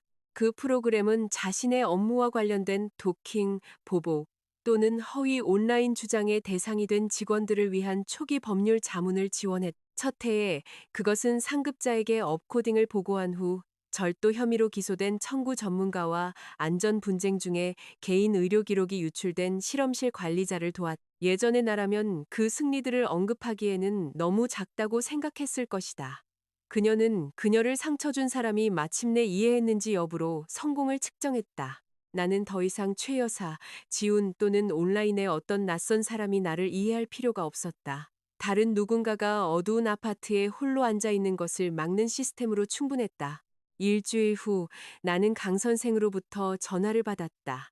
지훈의 아버지는 이혼 후 나에게 직접 연락한 적이 없었다. 유진아, 그가 말했다. 어머니가 편찮으시다. 안타깝네요. 가벼운 뇌졸중을 앓으셨어. 회복 중이시지만 의사들은 스트레스가 한 요인이라고 하더구나. 나는 기다렸다. 어머니가 널 보고 싶어 하신다. 아니요. 강 선생이 한숨을 내쉬었다. 이해한다. 왜 그런지. 정말 그래. 하지만 어머니는 후회 속에서 살고 계셔. 그럼 동행이 있겠네요. 지훈이가 6개월 후에 출소해. 어머니는 네가 걔와 이야기하면 걔가 희망을 가질지도 모른다고 생각하시는 것 같아. 무슨 희망이요. 이 모든 것 이후의 삶. 나는 사무실 문을 닫았다. 아버님, 저는 지훈 씨에게 살아야 할 이유를 주는 것에 책임이 없어요. 알고 있다. 정말 아세요? 왜냐하면 아버님 가족 모두가 몇 년 동안 제가 지원하지도 않은 일들을 제게 할당했으니까요. 지훈 씨를 진정시키고 그의 이미지를 보호하고 어머님 분노를 흡수하고 무자식의 수치심을 짊어지는 것. 이제 저는 희망을 제공해야 한다고요. 그는 조용했다. 내 말이 맞다. 그가 마침내 말했다. 그게 중요했을 때 그 말을 한 번도 못해서 미안하다. 그 사과는 최 여사의 사과와는 달랐다. 보상을 요구하지 않았. 어머님께서 회복하시길 바라요. 내가 말했다. 하지만 찾아뵙지는 않을 겁니다. 그렇게 저나마 지우는 가을에 중간 시설 프로그램으로 석방되었다. 그의 면허는 여전히 취소된 상태였다. 명성대병원은 그를 영구적으로 출입 금지시켰다. 그는 감독하에 환자 접촉 없이 보험 계약자를 위한 의료 기록을 검토하는 일을 찾았다. 어느 비 오는 저녁, 나는 부산에서 그를 보았. 윤 변호사와 나는 보건법 학회에 참석했다. 우리가 호텔을 떠날 때 지훈이 차양 아래에서 나타났다. 그는 더 늙어 보였다. 망가지지도 괴물로 변하지도 않고 단지 인간적인 규모로 축소되었을 뿐이었다. 유진아. 윤 변호사가 약간 더 가까이 움직였지만 내 앞을 가로막지는 않았다. 저에게 연락하시면 안 됩니다. 내가 말했다. 명령은 만료됐어 확인했어요. 물론 그랬겠지. 단 5분만. 2분 드릴게요. 비가 차양을 두드렸다.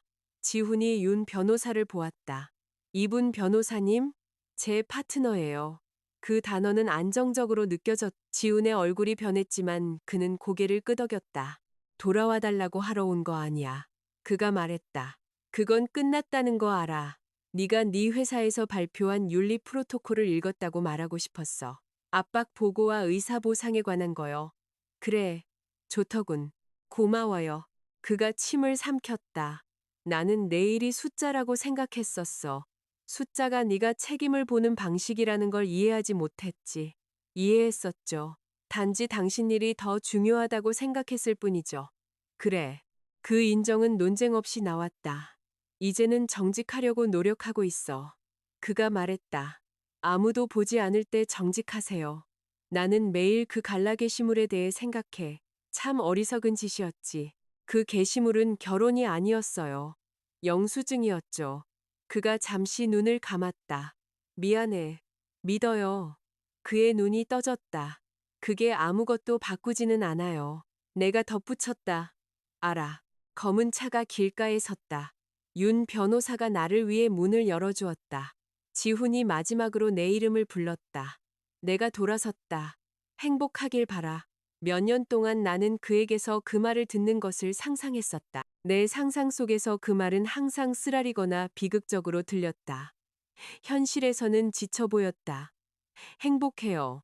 내가 말했다.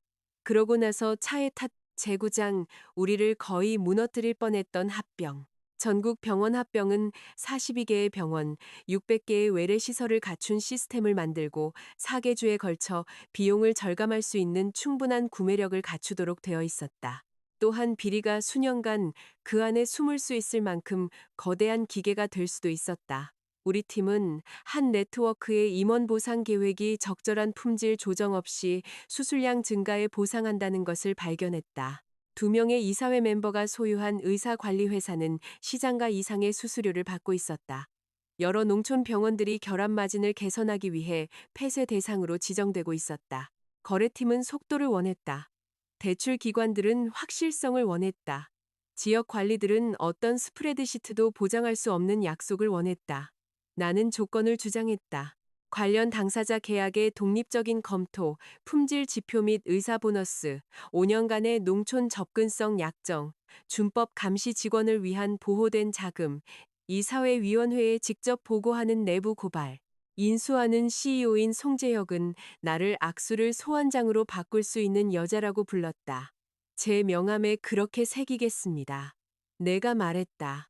농담 뒤에서 압박감은 커져갔다. 어느 금요일 자정, 윤 변호사는 나를 3개의 모니터, 2잔의 식은 커피, 그리고 눈 뒤에서 욱신거리는 스트레스성 두통과 함께 회의실에 홀로 있는 것을 발견했다. 우리는 음식에 대해 이야기했었죠. 그가 말했다. 아몬드 먹었어요. 그건 요거트용 가구죠. 그가 내 옆에 샌드위치를 놓았다. 나는 계속 타자를 쳤. 유지나 농촌 약정에 허점이 있어. 응급 서비스를 폐쇄하고 병원이 계속 운영된다고 주장할 수 있어. 그럼 내일 고쳐요. 이사회 자료는 6시에 나가요. 그가 손을 뻗어 내 노트북을 닫았다. 내 마음보다 몸이 먼저 반응했다. 나는 의자가 뒤로 밀릴 정도로 빨리 일어섰다. 제 일에 손대지 마세요. 윤 변호사는 즉시 손을 떼었다. 당신 말이 맞아요. 미안해요. 그 사과는 저항보다 나를 더 무장해제시켰다. 지훈 씨는 관심을 원할 때 제 노트북을 닫곤 했어요. 내가 말했다. 나는 강지훈이 아니에요. 하지만 똑같은 행동을 했고 물어봤어야 했어요. 나는 천천히 다시 앉았다. 무언가 잘못될 수 있을 때 멈추는 법을 모르겠어요. 그게 한동안 당신을 살아있게 했죠. 그가 말했다. 영원히 매일 밤 필요하지는 않을 수도 있어요. 내가 놓치면 사람들이 병원을 잃어요. 그리고 당신이 당신의 유일한 가치가 위험을 알아차리는 것이라고 결정하면 사람들이 당신을 잃어요. 나는 그를 쳐다봤. 그는 우리 사이에 공간을 남겨두고 다른 의자를 끌어왔다. 허점을 말해줘요. 우리는 함께 약정을 다시 썼다. 4시 30분에 나는 최종 문안을 보냈다. 5시에 우리는 텅 빈 사무실 주방에서 샌드위치를 먹었. 합병은 우리의 보호장치가 붙은 채로 승인되었다. 승인은 단지 시작일 뿐이었다. 종결 3개월 후 윤 변호사와 나는 약정에 의해 보호받는 농촌 지역 중 한 곳의 공개회의에 참석했다. 학교 체육관은 간호사, 구급대원, 농부, 교사, 그리고 응급실이 어쨌든 사라질까 두려워한 시간을 운전해온 부모들로 가득 찼다. 새 시스템의 최고 운영 책임자는 진료 최적화에 대한 번지르르한 슬라이드를 발표했다. 앞줄에 한 여성이 손을 들었다. 최적화라는 게 제 남편이 다음 심장마비 때 110pm를 운전해야 한다는 뜻인가요? 그녀가 물었다. 임원은 지역 접근 지점과 수송 파트너십으로 가득 찬 대답을 시작했다. 내가 끼어들었다. 아니요, 합의에 따라 응급실은 24시간 운영됩니다. 유인 병상 감축은 공공고지, 주정부 승인, 그리고 이동시간 기준을 충족하는 대안 계획을 요구합니다. 아직 아무것도 요청되지 않았습니다. 방은 완전히는 아니지만 조금씩 긴장이 풀렸다. 신뢰는 한 문장으로 회복되어서는 안 되지만 사람들은 집행할 수 있는 언어를 갖게 되었다. 회의 후 군 병원의 수간호사는 천장에서 플라스틱 양동이로 물이 새는 휴게실을 보여주었다. 합병 모델에는 자본 개선이 포함되어 있었지만 어떤 임원도 그 방을 방문하지 않았다. 나는 천장 사진을 찍고 수리를 쳤해 준법 감시 추적기에 추가했다. 그게 정확히 10억 달러짜리 문제는 아니잖아. 우리가 차로 걸어가면서 윤 변호사가 말했다. 12시간 동안 그 아래 앉아있는 간호사라면 그렇죠. 수리 비용은 뉴욕에서의 파트너 저녁 식사보다 적었다. 다음 달 수간호사는 물이 새지 않는 천장과 새 사물함 사진을 이메일로 보냈다. 나는 그것을 부채 비율과 환자 수, 차트 옆에 있는 합병 보고서에 추가했다. 그 문서는 내 팀에게 상기시켜주는 것이 되었다. 규모가 작은 조건들을 보이지 않게 만드는 것이 아니다. 단지 리더들이 그것들을 볼 수 없는 척하게 만들 뿐이다. 6개월 후, 새 시스템은 2개의 응급실을 응급진료 클리닉으로 전환하여 농촌 약정을 위반하려고 시도했다. 언어가 집행 가능했기 때문에 주 규제 당국과 지역 사회가 폐쇄를 막았다. 송재혁이 내게 전화했다. 당신이 옳았다는 게 싫군요. 그가 말했다. 그건 건강한 임원의 감정입니다. 그 일은 인정을 가져왔다. 업계 간행물들은 서유진, 윤태석 프로토콜을 특집으로 다루었다. 학회들은 나를 강연에 초대했다. 한 대학교는 내게 거래 윤리에 대한 단기 과정을 가르쳐 달라고 요청했다. 인정은 또한 제안들을 가져왔다. 한 사모펀드는 내가 해안금융자문을 떠나 내부 헬스케어 인수팀을 만들 것을 제안했다. 보수는 내 연봉의 2배 이상이었다. 패키지에는 나를 부자로 만들 수 있는 성과 보수가 포함되어 있었다. 전략 발표는 펀드가 실적이 부진한 의료 공급업체를 사들여 인력을 감축하고 생산을 통합하며 5년 이내에 되파는 방법을 보여주었다. 당신은 제 평판이 착취를 책임감 있게 보이게 만들길 원하는군요. 나는 매니징 파트너에게 말했다. 우리는 당신의 원칙을 원합니다. 당신은 보호 장치 없는 프로토콜을 원하는 거죠. 나는 거절했다. 몇몇 동료들은 내가 어리석다고 생각했다. 민서는 내가 최소한 더 높게 협상했는지 물었다. 나는 명확성을 협상했어. 내가 말했다. 명확성은 호숫가 별장을 사주지 않아. 감옥도 마찬가지지. 그리고 분명히 그게 지훈 씨를 막지는 못했잖아. 그녀는 잔을 들었다. 일리 있네. 해양금융자문은 외부 제안에 나를 상무이사로 만들고 지분을 부여함으로써 대응했다. 이번에는 계약서의 모든 줄을 읽었다. 윤 변호사가 검토했지만 그는 내게 어떻게 하라고 말하지 않았다. 당신이 나보다 하방 리스크에 대해 더 잘 알잖아. 그가 말했다. 나는 쉼표나 확인하고 있어. 우리 관계는 작은 동의의 행위들 속에서 성장했다. 그는 내 아파트에 옷을 남겨두기 전에 물었다. 나는 그를 포함하는 계획을 세우기 전에 물었다. 우리는 별도의 계좌를 유지하고 여행 및 생활비를 위한 공동 계좌를 하나 열었다. 우리가 다툴 때 우리 중 누구도 침묵을 벌로 사용하지 않았다. 우리는 돌아올 시간을 정하고 휴식을 취했다. 설명하면 비로맨틱하게 들렸다. 살아가면서는 평화처럼 느껴졌다. 내가 서울을 떠난 지 3주년이 되던 날, 윤 변호사는 내 부엌에서 청혼했다. 촛불은 없었다. 나는 낡은 운동복 바지를 입고 있었다. 그는 첫 번째 저녁 식사 시도를 태워 먹고 피자를 주문했다. 반지가 있어. 그가 말했다. 그리고 혼전 계약서 초안도. 나는 웃다가 앉아야만 했다. 법률 증거물로 청혼하는 거예요? 로맨스는 일시적이지만 명확한 재산 정의는 영원하죠. 그는 어쨌든 무릎을 꿇었다. 유진아, 나는 당신을 구하거나 관리하거나 당신이 자신에게 귀 기울이는 것을 멈추게 하는 이유가 되고 싶지 않아. 나는 우리 둘 다 계속해서 눈에 띌 수 있는 삶을 만들고 싶어. 나와 결혼해 줄래요? 나는 내가 선택한 부엌에서, 내가 구매한 아파트에서 그가 키가 커 보이기 위해 나에게 더 작아지라고 한 번도 요구하지 않았던 남자 옆에서 주변을 둘러보았다. 네, 내가 말했다. 증거물의 최종 검토를 조건으로. 그가 반지를 내 손가락에 끼워 주었다. 딱 맞았다. 제10장 아무도 내 이름을 빌릴 수 없다. 우리 약혼은 14개월 동안 지속되었다. 부분적으로는 윤 변호사와 내가 바빴기 때문이고, 부분적으로는 우리 중 누구도 절박함이 사랑을 증명한다고 믿지 않았기 때문이다.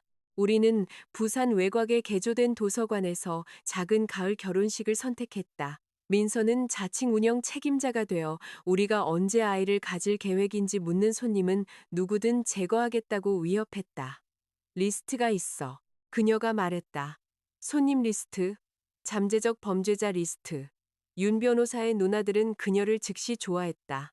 결혼식 전에 내 삶은 내가 다른 사람들에게 가르치는 경계선을 실제로 믿는지에 대한 또 다른 시험을 가져왔다. 해양금융자문은 신한 인테그리티라는 부티크 헬스케어 준법감시 회사를 인수하기 위한 협상에 들어갔다. 신한의 설립자인 장혜경 원장은 청구 사기 및 환자 안전 실패를 조사하는 인상적인 실무를 구축했다. 그녀는 또한 72세였고 은퇴하고 싶어 했다. 숫자는 탄탄했다. 평판은 훌륭했다. 거래는 거의 너무 깨끗해 보였다. 경영진 인터뷰 중에 박지연이라는 주니어 조사관이 나와 개인적으로 이야기하고 싶다고 요청했다. 그녀는 회의실 문을 닫고 테이블 위에 파일을 놓았다. 장 원장님은 고객에게 보고하지 않고 내부 괴롭힘, 불만을 해결해 왔습니다. 그녀가 말했다. 최고 운영 책임자는 조사 결과를 바꾸기를 거부한 직원들에게 보복했습니다. 문서들은 비밀 유지 계약서, 퇴직금, 그리고 변경된 조사 요약본을 보여주었다. 그 어느 것도 신한에 보고된 수익에 영향을 미치지 않았다. 모든 것이 그들의 업무를 신뢰할 수 있는지에 영향을 미쳤다. 나는 왜 박지연이 내게 왔는지 물었다. 프로토콜에 이사님 이름이 있기 때문입니다. 그녀가 말했다. 여기 사람들은 해안이 우리를 사면 이사님 평판이 회사를 보호해 줄 거라고 계속 말해요. 저는 그것이 우리도 보호해 줄지 알고 싶었어요. 사람이 자신의 가치가 원칙인지 마케팅인지 발견하는 순간들이 있다. 인수위원회는 가격 인하로 진행하고 싶어 했다. 그들의 주장은 실용적이었다. 비리는 억제될 수 있고 리더십은 교체될 수 있으며 고객은 유지될 수 있다. 발을 빼는 것은 몇 달의 작업과 수백억 원의 예상 수익을 잃게 될 것이다. 우리는 신뢰성이 손상되었다는 증거를 숨기면서 신뢰성을 제품으로 하는 회사를 사지 않습니다. 내가 말했다. 전략 최고 책임자가 답했다. 그럼 종결 후에 공개하고 개선하죠. 그건 우리를 은폐의 소유자로 만드는 겁니다. 유진아, 모든 인수에는 문제가 있어. 이건 고장난 복사기가 아니에요. 이건 비즈니스 모델이에요. 토론은 3시간 동안 계속되었다. 마침내 CEO가 내가 무엇을 추천하는지 물었다. 거래를 중단하십시오. 변호사를 통해 영향을 받는 고객들에게 통지하십시오. 협조하는 직원들에게 고용 보호를 제공하십시오. 신한이 독립적인 감독하에 개혁한다면 우리는 재고려할 수 있습니다. 장혜경은 다른 사람에게 팔 거야. 그럼 다른 사람이 그 부채를 사겠죠. 위원회는 중단에 투표했다. 이틀 후 신한의 설립자가 먼저 공개적으로 나섰다. 그녀는 해안금융 자문이 불안정한 임원의 개인적인 십자군 운동을 이용해 협상을 방해했다고 비난하는 성명서를 발표했다. 그녀는 내 이전 결혼, 지훈의 유죄 판결, 그리고 내가 그를 보고하기 전에 지연을 언급했다. 그 이야기는 극적이었고 내 이름에 이미 검색 기록이 있었기 때문에 빠르게 퍼져나갔다. 기자들이 우리 사무실 밖에 나타났다. 한 텔레비전 진행자는 자기 집에서의 비리를 보고하지 못한 사람이 기업 윤리 업무를 이끌어야 하는지 물었다. 이번에는 나는 회사 성명서 뒤에 숨지 않았다. 나는 우리 CEO 외부 변호사, 그리고 박지연과 함께 기자회견을 열었다. 몇 년 전 저는 두려워서 증거 보고를 지연했습니다. 내가 말했다. 그 실패는 왜 시스템이 개인적인 용기에만 의존할 수 없는지 가르쳐 주었습니다. 신한 직원들은 내부적으로 우려를 보고했고 처벌받았습니다. 우리는 거래가 수익성이 있다는 이유로 은폐를 보상하지 않을 것입니다. 박지연은 기밀 고객 정보를 밝히지 않고 보복을 설명했. 세 곳의 신한 고객들이 계약을 중단하고 독립적인 검토를 요구했다. 이사회는 최고 운영 책임자를 해임했다. 장혜경은 2주 후 사임했다. 해안금융자문은 그 회사를 인수하지 않았다. 대신 우리는 박지연을 포함한 12명의 조사관을 고용하고 외부 거버넌스를 갖춘 새로운 부서를 만들었다. 그 에피소드는 우리에게 인수 수수료를 잃게 했다. 그것은 우리에게 가치를 매기기 더 어려운 무언가를 얻게 했다. 규칙이 비쌀 때도 적용된다는 증거. 기자회견 다음 날 밤, 윤 변호사는 나를 아파트 창가에 서 있는 것을 발견했다. 잘했어요. 그가 말했다. 무서웠어요. 그 진술들은 반대말이 아니에요. 나는 손에 낀 약혼 반지를 보았. 장혜경은 지훈 씨 사건을 이용했어. 왜냐하면 그게 여전히 통한다는 걸 아니까. 내 최악의 결정은 항상 지렛대를 원하는 누군가에 의해 다시 열릴 수 있어. 네, 윤 변호사가 말했다. 나는 짜증이 나서 그를 향해 돌아섰다. 그건 위로가 되지 않았다. 나는 과거가 사라진다고 약속하지 않을 거야. 그렇지 않을 거니까. 하지만 당신이 다른 사람들에게 그것을 무기로 넘겨줄 필요는 없다고 약속할 수 있어. 당신이 먼저 그것을 명명할 수 있어. 그것이 내가 했던 일이었다. 지연을 지우지 않았다. 그것을 미덕으로 바꾸지 않았다. 명명하고 그것으로부터 배우고 수치심이 복종이 되도록 내버려 두지 않았다. 결혼 한 달 전 지우는 아버지를 통해 소포를 보냈다. 안에는 그레이 해부학의 원본 속표지가 있었다. 그는 교도소를 떠나기 전에 책에서 그것을 떼어냈던 것 같다. 최 여사가 보관했던 상자에서 내 옛 헌사 아래 그는 이렇게 썼다. 당신의 손도 흔들림 없었어. 내가 당신의 친절을 숨을 곳으로 만들어서 미안해. 요청도 전화번호도 응답을 위한 간청도 없었다. 나는 오랫동안 책상에 그 페이지를 놓고 앉아 있었다. 그러고 나서 개인 기록을 위해 스캔하고 원본은 분쇄했다. 윤 변호사는 왜냐고 묻지 않았다. 우리 결혼식 날 도서관 창문은 호박색 빛으로 가득 찼다. 나는 주머니가 달린 심플한 아이보리 드레스를 입었다. 윤 변호사는 어두운 정장을 입고 자신이 쓴 서약의 절반을 잊어버려서 메모 없이 말했다. 나는 당신의 마음을 사랑해요. 그가 말했다. 다른 모든 사람들이 묻지 않기를 바라는 질문을 당신이 묻는 것을 사랑해요. 당신의 보살핌에 구조가 있다는 것을 사랑해요. 내가 어떤 경계선 밖에 서 있다는 이유만으로 당신의 경계선을 벽이라고 부르지 않겠다고 약속해요. 노크하겠다고 약속해요. 내 차례가 되었을 때 나는 우리 앞에 사람들을 보았다.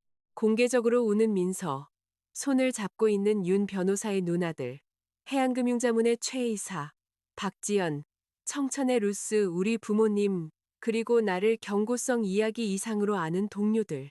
나는 사랑이 나를 위한 공간이 남지 않을 때까지 자리를 만드는 것이라고 믿었었어요. 내가 말했다.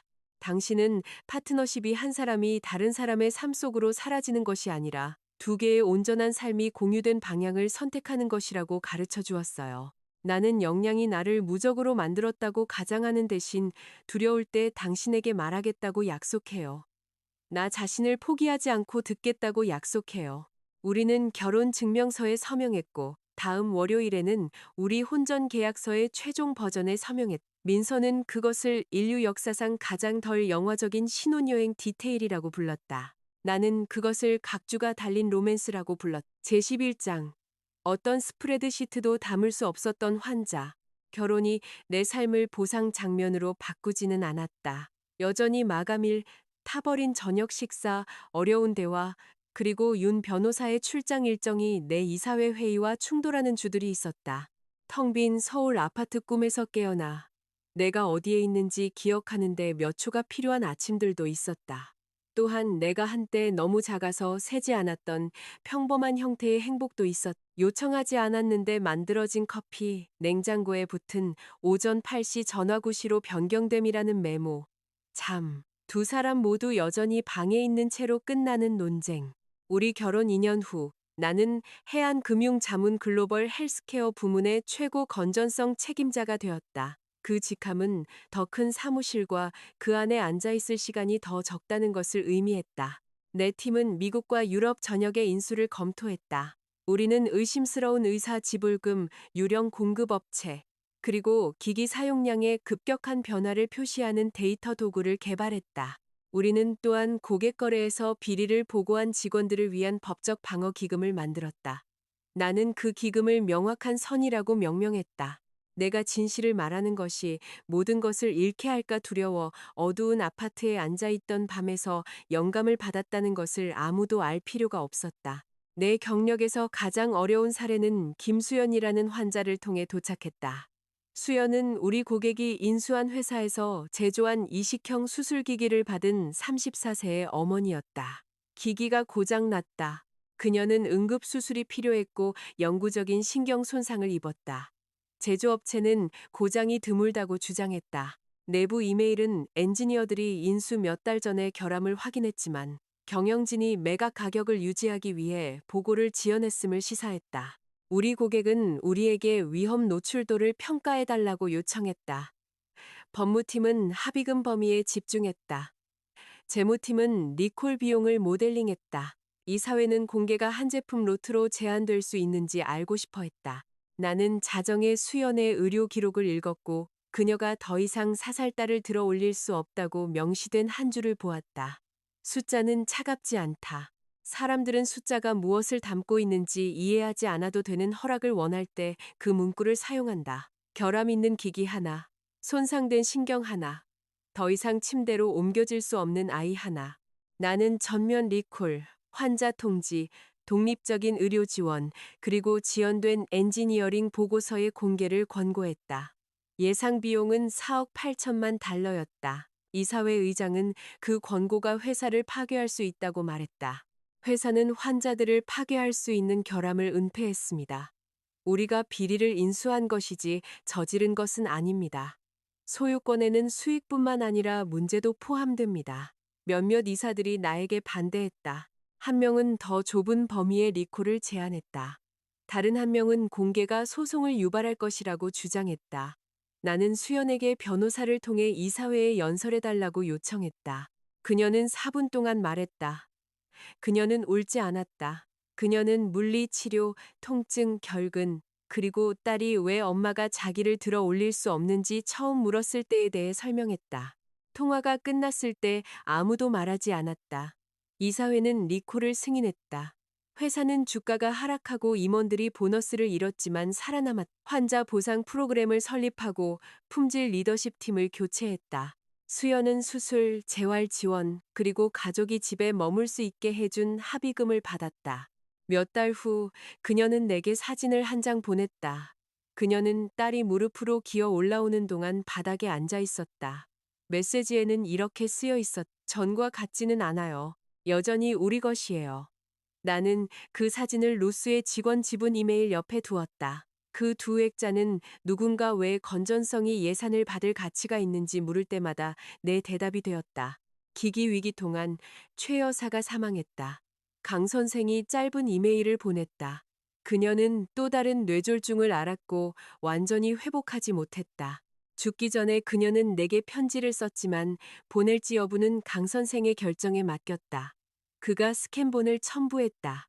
유진아, 나는 평생 아들을 보호하는 것이 모든 결과를 제거하는 것이라고 믿으며 살았다. 내가 틀렸다. 나는 그의 최악의 습관들을 보호했고 네가 그것들을 본 것 때문에 너를 벌했. 네가 그를 위해 거짓말하지 않았을 때 나는 너를 잔인하다고 불렀다. 왜냐하면 나는 정확히 그렇게 하는 것을 중심으로 내 정체성을 구축했기 때문이다. 내일, 내 몸, 그리고 내 가치에 대해 내가 했던 말들에 대해 미안하다. 너는 나에게 용서를 빚지지 않았다. 네가 만든 삶이 평화롭기를 바란다. 나는 편지를 2번 읽었다. 그러고 나서 강 선생에게 전화했다. 보내주셔서 감사해요. 장례식에 올 거니? 나는 내 달력을 보았다. 리콜 발표는 3일 후였다. 수연의 지원 프로그램은 여전히 승인이 필요했다. 장례식은 서울에서 있었다. 아니요, 내가 말했다. 하지만 꽃은 보낼게요. 이해할 거다. 나는 그것이 사실인지 확신할 수 없었다. 더 이상 중요하지 않았다. 나는 흰 백합을 선택했다가 이슬비의 이름이 첫 번째 선택지를 망쳤기 때문에 즉시 파란 수국으로 바꿨다. 민서는 그 수정을 승인했다. 지우는 장례식에 참석했다. 강 선생은 나중에 그가 재활 클리닉에서 의료기록 전문가로 일하며 윤리 위반으로 징계받은 의사들을 위한 프로그램에서 자원봉사한다고 말했다. 그는 면허 복원을 신청하지 않았다. 걔는 준비가 안 됐다고 말하더구나. 강 선생이 말했다. 그게 아마 그가 몇 년 만에 내린 첫 번째 책임감 있는 의료 결정일 겁니다. 내 반응은 필요 이상으로 날카로웠지만 완전히 불친절하지는 않았다. 강 선생은 조용히 웃었다. 지우는 내 삶 밖의 사람이 되어가고 있었다. 그것이 최종적인 형태의 자유였다. 내 미래가 유효하기 위해 그가 고통받거나 개선되거나 기억하거나 이해할 필요가 없는 것. 집에서 윤 변호사와 나는 아이들에 대해 논의했다. 몇 년 동안 그 주제는 내가 이미 기소된 상태로 들어가는 법정이었다. 최 여사는 나를 비난했다. 지후는 그의 불임 결과를 숨겼다. 나는 모든 임신 소식을 개인적인 실패의 증거로 듣는 법을 배웠다. 이제는 비난 없이 오직 선택만이 있었다. 우리는 의학적 평가를 마쳤. 우리는 입양, 불임 치료, 그리고 아이 없는 삶에 대해 논의했다. 우리는 상담사들과 만나고 출장 일정과 어린이집 비용에 대해 다투었다. 결국 우리는 즉시 치료를 받지 않기로 결정했다. 실망했어요? 내가 윤 변호사에게 물었다. 생물학이 이걸 당신이 실패할 수 있다고 생각하는 시험으로 만들었다는 사실에 실망했어요. 그가 말했다. 나는 당신과 함께하는 삶을 원해요. 그 안에 다른 무엇이 속할지는 우리가 결정할 수 있어요. 1년 후 우리는 위탁 부모 자격을 취득했다. 우리 첫 위탁 아동은 천문학을 사랑하고 완두콩을 싫어하며 빨리 떠나야 할 경우를 대비해 침대 옆에 신발을 신고 자는 8살 소녀 하윤이었다. 첫날 밤 나는 그 신발들을 보았고 어떤 훈련 과정보다 더 많은 것을 이해했다. 나는 영원을 약속하지 않았다. 나는 그녀에게 진실을 말했다. 오늘 밤은 안전해. 내일은 다음 날에 대해 우리가 아는 것을 말해줄게. 신뢰는 정확한 약속들로부터 자라났다. 6개월 후 하유는 가족 배치 절차를 마친 이모에게 돌아갔다. 우리는 그녀가 떠난 후 울었다. 슬픔이 위탁이 실패했다는 것을 의미하지는 않았다. 다음 해 우리는 두 형제를 9주 동안 위탁했다. 그러고 나서 서연이라는 10대 소녀가 18개월 동안 머물렀고 위탁 종료 후에도 계속 연락하기로 선택했다. 우리 가족은 최 여사가 한때 요구했던 그림처럼 보이지 않았다. 그것이 받아들여지기 위해 아무도 사라질 필요가 없었기 때문에 더 좋아 보였다. 제12장. 집은 결코 요점이 아니었다. 지훈이 갈라 사진을 올린 그 밤으로부터 5년 후, 나는 헬스케어 사기 방지에 관한 학회 참석차 서울로 돌아왔다. 행사는 명성대병원에서 열렸. 잠시 차가 병원 캠퍼스로 들어설 때 내 마음보다 몸이 먼저 기억했다. 어깨가 굳어졌. 지훈이 한때 수술 사이에 잠을 잤던 유리 외과 타워, 기부자들이 샹들리에 아래에서 포즈를 취했던 재단 입구, 그리고 이슬비가 샴페인색 드레스를 입고 사진을 찍었던 지붕 덮인 통로를 보았다. 병원은 변해 있었다. 새로운 환자 안전센터가 이전 임원실을 차지하고 있었다. 외과 조달 부서는 독립적인 준법감시위원회에 보고했. 직원 엘리베이터의 포스터에는 익명보고, 채널과 보복방지 보호 조치가 나열되어 있었다. 내 기조연설 제목은 침묵의 대가. 순교자를 요구하지 않는 시스템 설계였다. 나는 의사, 간호사, 행정가, 변호사, 그리고 연방 수사관들 앞에서 무대에 섰다. 사람들은 종종 왜 비리가 더 일찍 보고되지 않는지 묻습니다. 내가 말했다. 공정한 질문이지만 거의 첫 번째 질문은 아닙니다. 첫 번째 질문은 보고하는 사람에게 무슨 일이 일어나는가입니다. 그들은 일자리를 잃습니까? 질투 많고 불안정하고 불충하고 까다롭다고 불립니까? 조직은 증거를 조사합니까? 아니면 그것을 가져온 사람의 인격을 조사합니까? 나는 내 전체 이야기를 하지 않았다. 더 이상 모든 방이 그것을 목격할 필요가 없었다. 나는 구조, 독립 채널, 보존 프로토콜, 보상 설계, 이해 상충 검토, 그리고 보복 통제에 대해 말했다. 나는 조기 보고가 환자 피해와 재정적 손실을 막았던 거래의 데이터를 보여주었다. 그 후 한 젊은 간호사가 무대 근처에서 기다렸다. 서유진 이사님, 그녀가 말했다. 저는 작년에 한 외과 의사가 기기 기록을 변경한 것을 보고했습니다. 병원은 새로운 절차 덕분에 저를 믿어주었고 저는 제 직업을 지켰습니다. 그녀는 내 과거를 몰랐다. 그것이 그녀의 말을 더 의미 있게 만들었다. 다행이네요. 내가 말했다. 병원을 떠나기 전에 준법감시 이사가 나를 위층으로 초대했다. 그녀의 사무실은 한때 지훈의 행정실이 있던 바로 그 복도에 있었다. 벽은 이제 달랐. 과장들의 초상화도 중요도의 위계처럼 배열된 기부자 명패도 없었다. 한 게시판에는 접수, 조사, 해결된 보고서의 익명 추세 데이터가 표시되어 있었다. 우리는 여전히 허위 불만을 받습니다. 그녀가 말했다. 여전히 보복 시도도 받고요. 정책이 사람들을 선하게 만들지는 않죠. 아니요, 내가 말했다. 나쁜 행동을 더 비싸게 만들고 좋은 행동을 덜 외롭게 만들죠. 그녀는 조달 공개 서류가 담긴 봉인된 캐비닛과 의사의 기기, 선호도와 환자 결과를 비교하는 대시보드를 보여주었다. 한 화면에서 비정상적인 구매 클러스터가 어떤 지불이 이루어지기 전에 검토를 촉발했다. 5년 전 지훈과 박진우는 그 통제를 그들의 판단에 대한 모욕으로 여겼었다. 이제 그 통제는 평범했다. 그것이 진보였다. 거창한 고백이 아니라 한 명의 찬사받는 남자의 미덕에 더 이상 의존하지 않는 과정.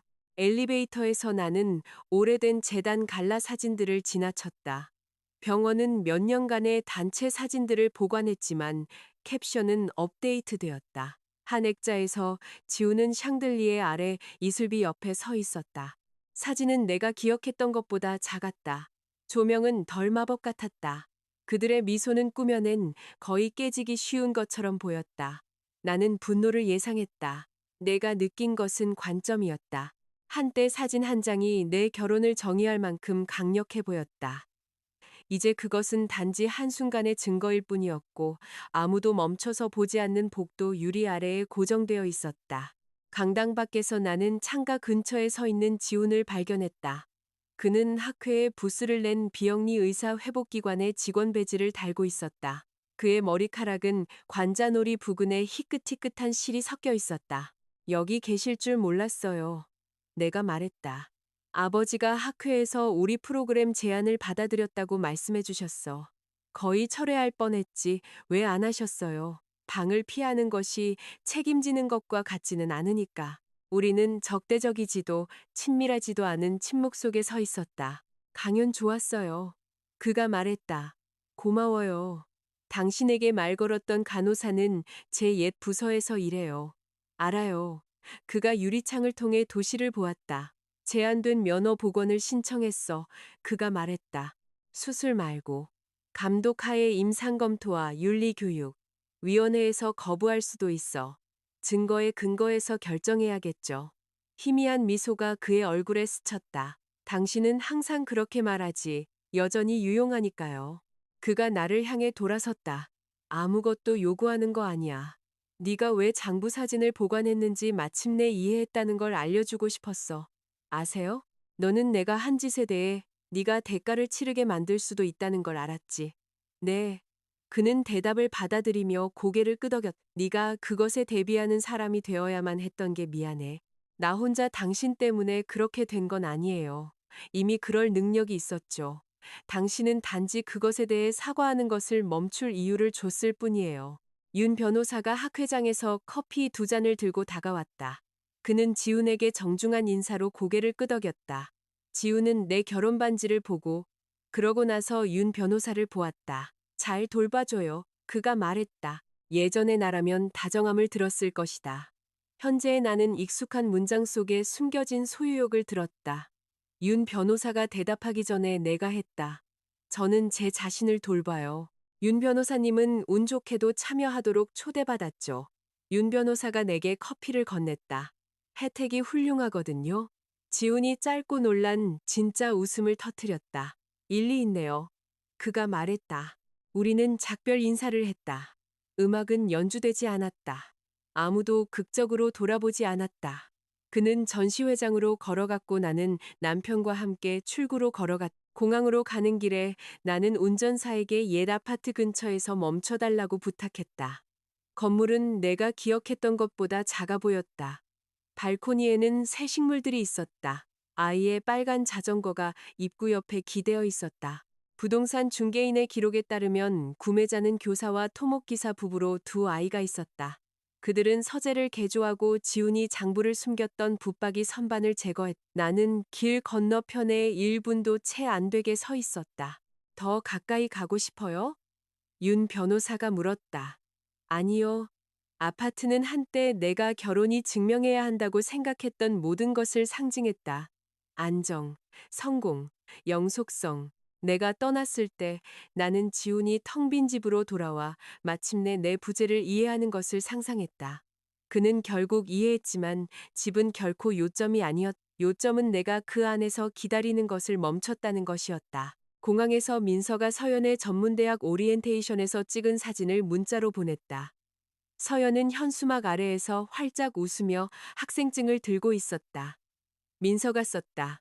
네 보너스 10대 딸이 학자금 지원서가 인간 존엄성에 대한 공격이라고 말하네. 나는 답장했다. 맞아, 착륙 후에 전화한다고 전해줘. 윤 변호사와 나는 저녁 부산행 비행기에 올랐다. 그는 소설을 폈다. 나는 인수 후 청구 조작을 보고한 직원들을 보호하기 위한 정책 초안을 검토했다. 비행 중간쯤에 그가 쳐다봤다. 일하는 중? 아니면 독서 중? 이 문서에는 부록이 12개나 있어요. 스릴 넘치는 미스터리죠. 그가 내 노트북을 부드럽게 닫았지만 화면이 완전히 내려가기 전에 멈췄다. 그래도 될까? 내가 미소 지었다. 네. 그가 닫았다. 나는 그의 어깨에 머리를 기대고 아래의 불빛들이 작아지는 것을 보았다. 5년 전, 지훈은 6일 동안 나와 말하기를 거부했고 하룻밤 동안 세상의 다른 여자 옆에서 얼마나 행복해 보이는지 보여주었다. 나는 아무것도 답하지 않았다. 정근 신청서를 내고 내 삶을 꾸리고 모든 조용한 방이 내 부재를 담고 있는 집에 그를 남겨두고 떠났다. 오랫동안 나는 그것이 내가 이긴 순간이라고 생각했다. 아니었다. 이기는 것은 그의 텅 빈 집이 아니었다. 그것은 내 가득 찬 삶이었다. 내 사무실 문에 달린 내 이름, 벽에 걸린 루스의 지분 명세서, 딸을 다르게 안고 있지만 여전히 안고 있는 수연. 진실을 말한 후 직업을 지킨 간호사, 학자금 지원서에 대해 전화하는 서연, 모든 위기와 축하 속에서의 민서의 목소리, 내 노트북을 닫기 전에 묻는 윤 변호사. 비행기는 구름층 위를 가로질렀고 노을이 수평선의 금빛으로 퍼졌다. 나는 한때 그레이 해부하게 썼던 헌사를 생각했다. 당신의 손이 늘 흔들림 없고 당신의 마음이 늘 친절하기를. 나는 그것을 지훈을 위해 썼었다. 몇 년 후 나는 그것이 나에게 속한다는 것을 이해했다. 내 손은 흔들림 없었다. 내 마음은 해를 입을 수 있는 상태로 남지 않으면서도 친절함을 유지했다. 그리고 세상이 나를 누군가의 아내, 누군가의 증인, 누군가의 희생자로 축소시키려 했을 때 나는 내가 필요한 유일한 이름으로 대답하는 법을 배웠다. 서유진. 비행기는 집을 향해 서쪽으로 계속 나아갔다. 끝. 끝까지 함께 해주셔서 감사합니다. 이 생생한 인물들의 여정은 계속 펼쳐질 것입니다. 제 작품이 마음에 드셨다면 좋아요 버튼을 누르고 영상을 저장하고 더 많은 모험을 위해 구독하는 것을 잊지 마세요.